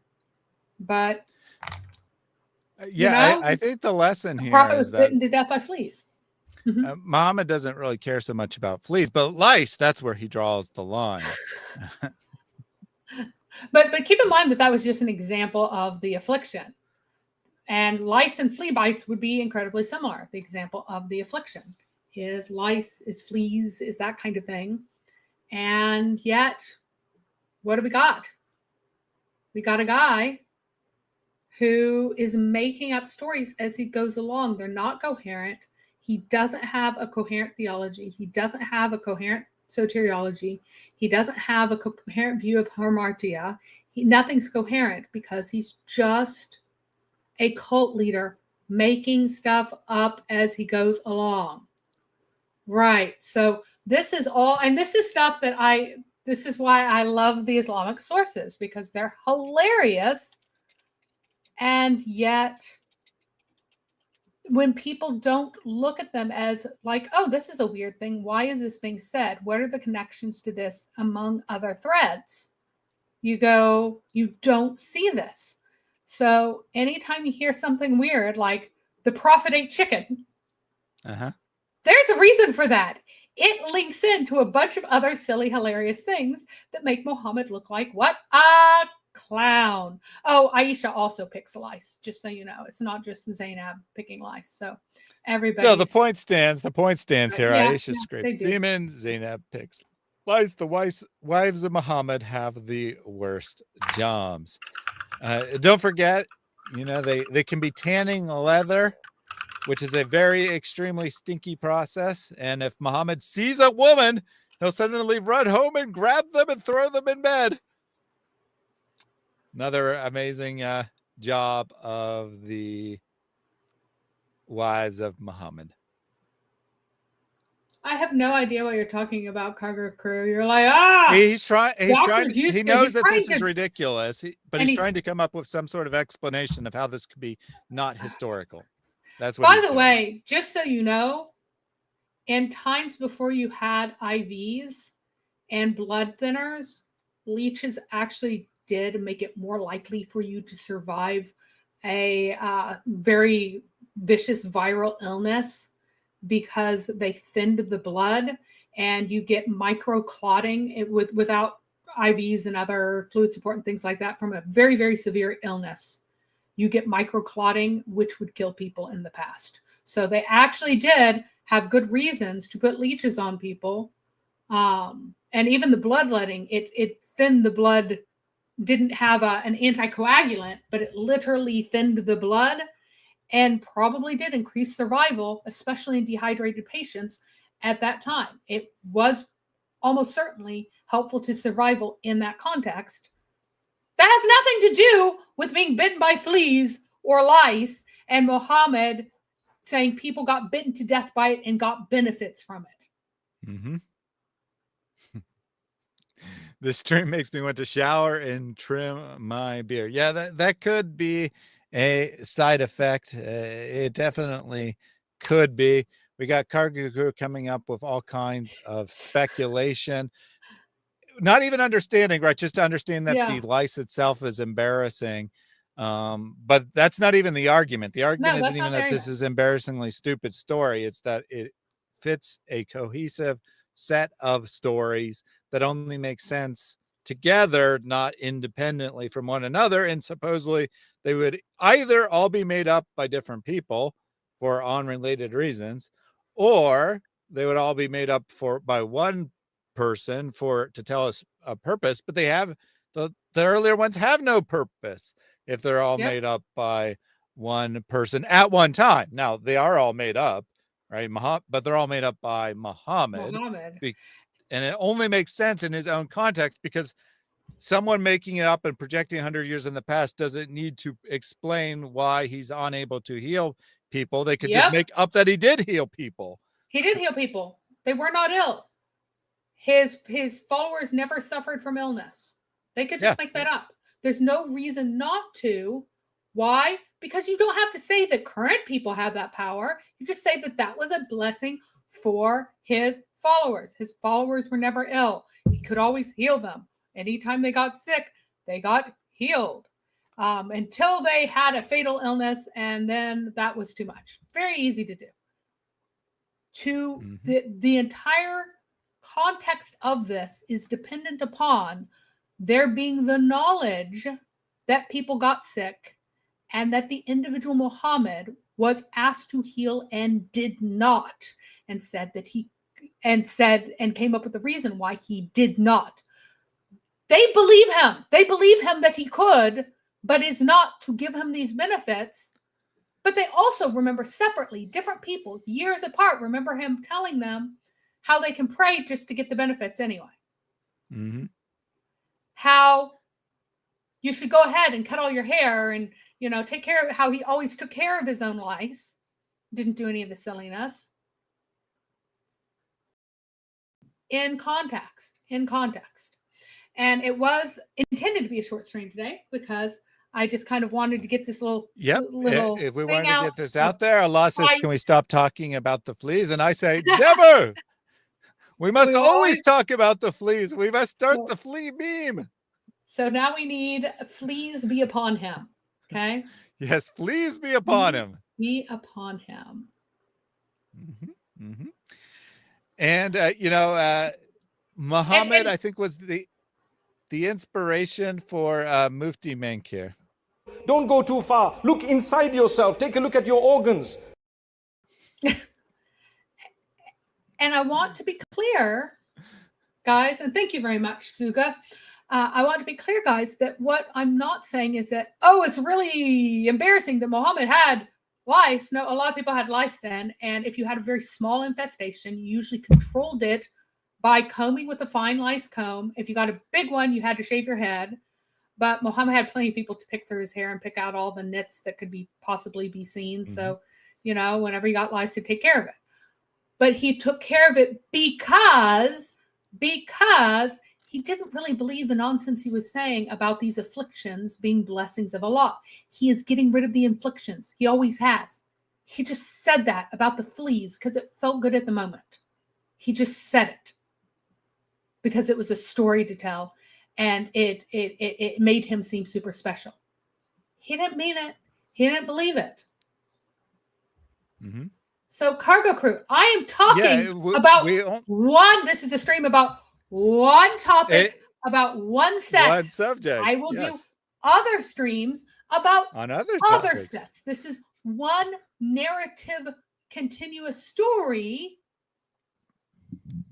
that is a historical narrative that is well supported, that connect together in a coherent way, that show you that this was a real person who was confronted with a difficulty because he was a false prophet, had to come up with an excuse that even he didn't really believe, made up stuff that had bad consequences to his own people, and then came up with a solution to it that then vitiated, made completely empty, meaningless everything he had said before. All of his excuses, all of his claims before are now thrown in the trash because he couldn't actually live with the consequences of the things that he had taught people.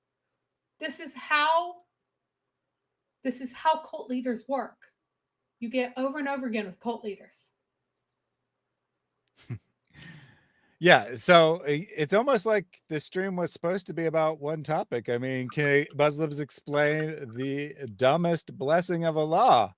It's almost like it was about the dumbest blessing of Allah and not about proving Muhammad was a historical figure. I know that like you have a one-track mind, but this was primarily about talking about this amazing blessing that is promised. Respect Boy says, wait, is this Sahih? Or this is Sahih? Well, yes, there are many different I mean many hadith were referenced, but overall, like and again, this is how you authenticate apart from isnad. This is what a historian would go, this is an authentic narrative arc. It has a context. It has motivations. It has effects later on that occur. These are events that happen in time and space and have meaning. Exactly. So, we don't really care how it's graded, to be clear, but the majority of the pieces of this are in fact considered Sahih by Muslims, but it's also irrelevant because it's historical, right? This actually happened. What I'm pointing out, is that this is the kind of thing that actually happened. This is something that really happened. And this is an approach to authentication that a historian would take. Now, the reason why historians don't do this very much is because you have to read 5,000 hadith, way more than 5,000, because you have to cover all the material, and most of them honestly don't. Very few historians have looked at this in its entirety so far.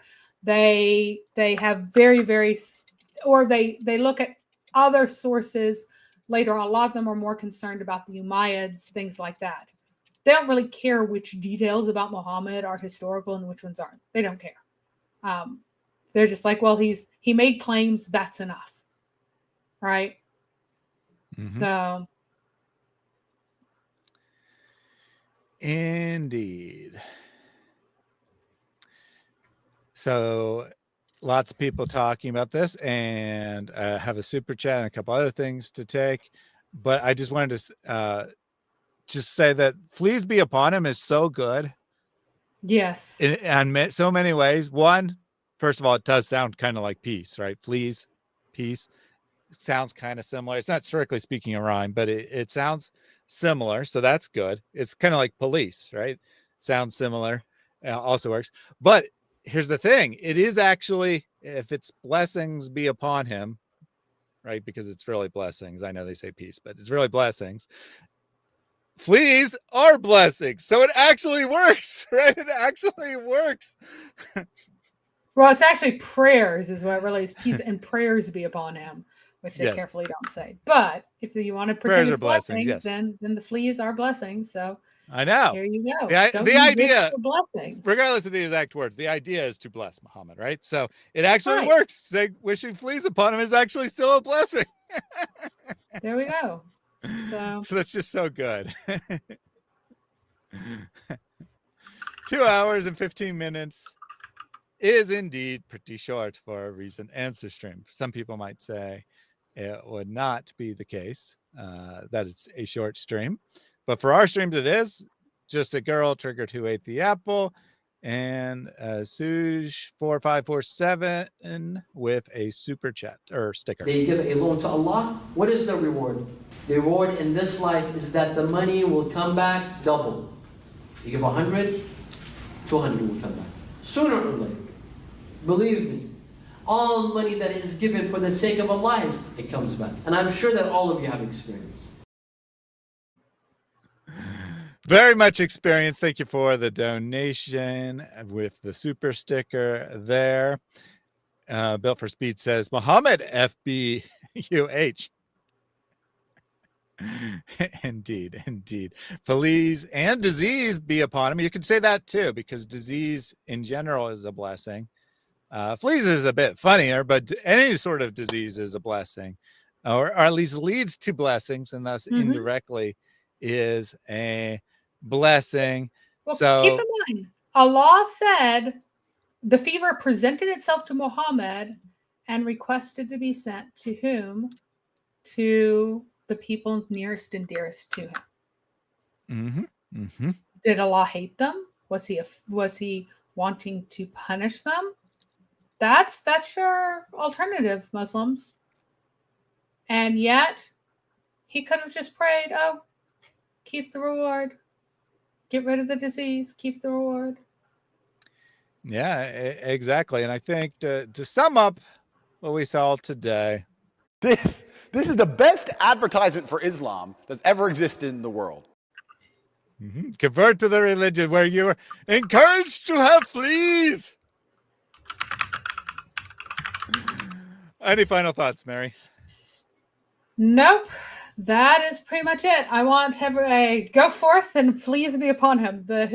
Somebody said that earlier, and that was very, very clever, and I appreciate that enormously. I'm sorry, I forgot who it was, but I did. It was very clever, and it will bring attention to the fact that Muhammad taught that a prophet was bitten to death by fleas as an enormous blessing to him, and yet you can just pray, hey, take away the illness, keep the blessings, and yet Muhammad never healed anyone to keep people from losing their reward. Very nice, very nice. Yes, we are textbook Islamophobes because we don't want to be covered in fleas. That's very Islamophobic of us. If we were good Muslims, we'd want to be covered in fleas. Exactly. We're very Islamophobic. I'm sorry to say, it is true. I don't want to drink camel urine. I don't want to eat dates every day. I don't want to eat a bunch of black seed. I don't want to be covered in fleas. And I don't want to worship your false prophet, aka your God. So I'm a very Islamophobic person, but you should be too. All right, because it is Allah who puts fear into our hearts, and you should get some of that fear of Allah so you can be blessed with being an ex-Muslim. Thank you all for tuning in today, everyone. Remember, make this a thing. Make this a thing that Muhammad is covered or well, believes that being covered in fleas is Is a a benefit. blessing. Is a blessing. blessing. But again, you could just pray, hey, give me the rewards, take away the affliction. But apparently people don't do this because, you know, that poor prophet, maybe he just wasn't told that he could do that.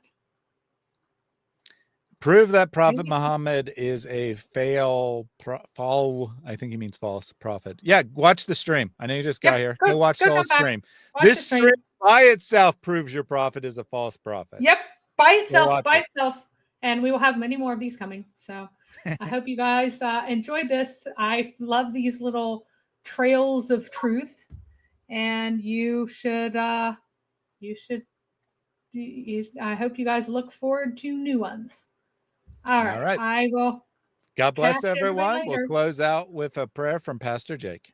Pray this ceaselessly. Lord Jesus Christ, Son of God, have mercy on me. Lord Jesus Christ, Son of God, have mercy on me. Lord Jesus Christ, Son of God, have mercy on me.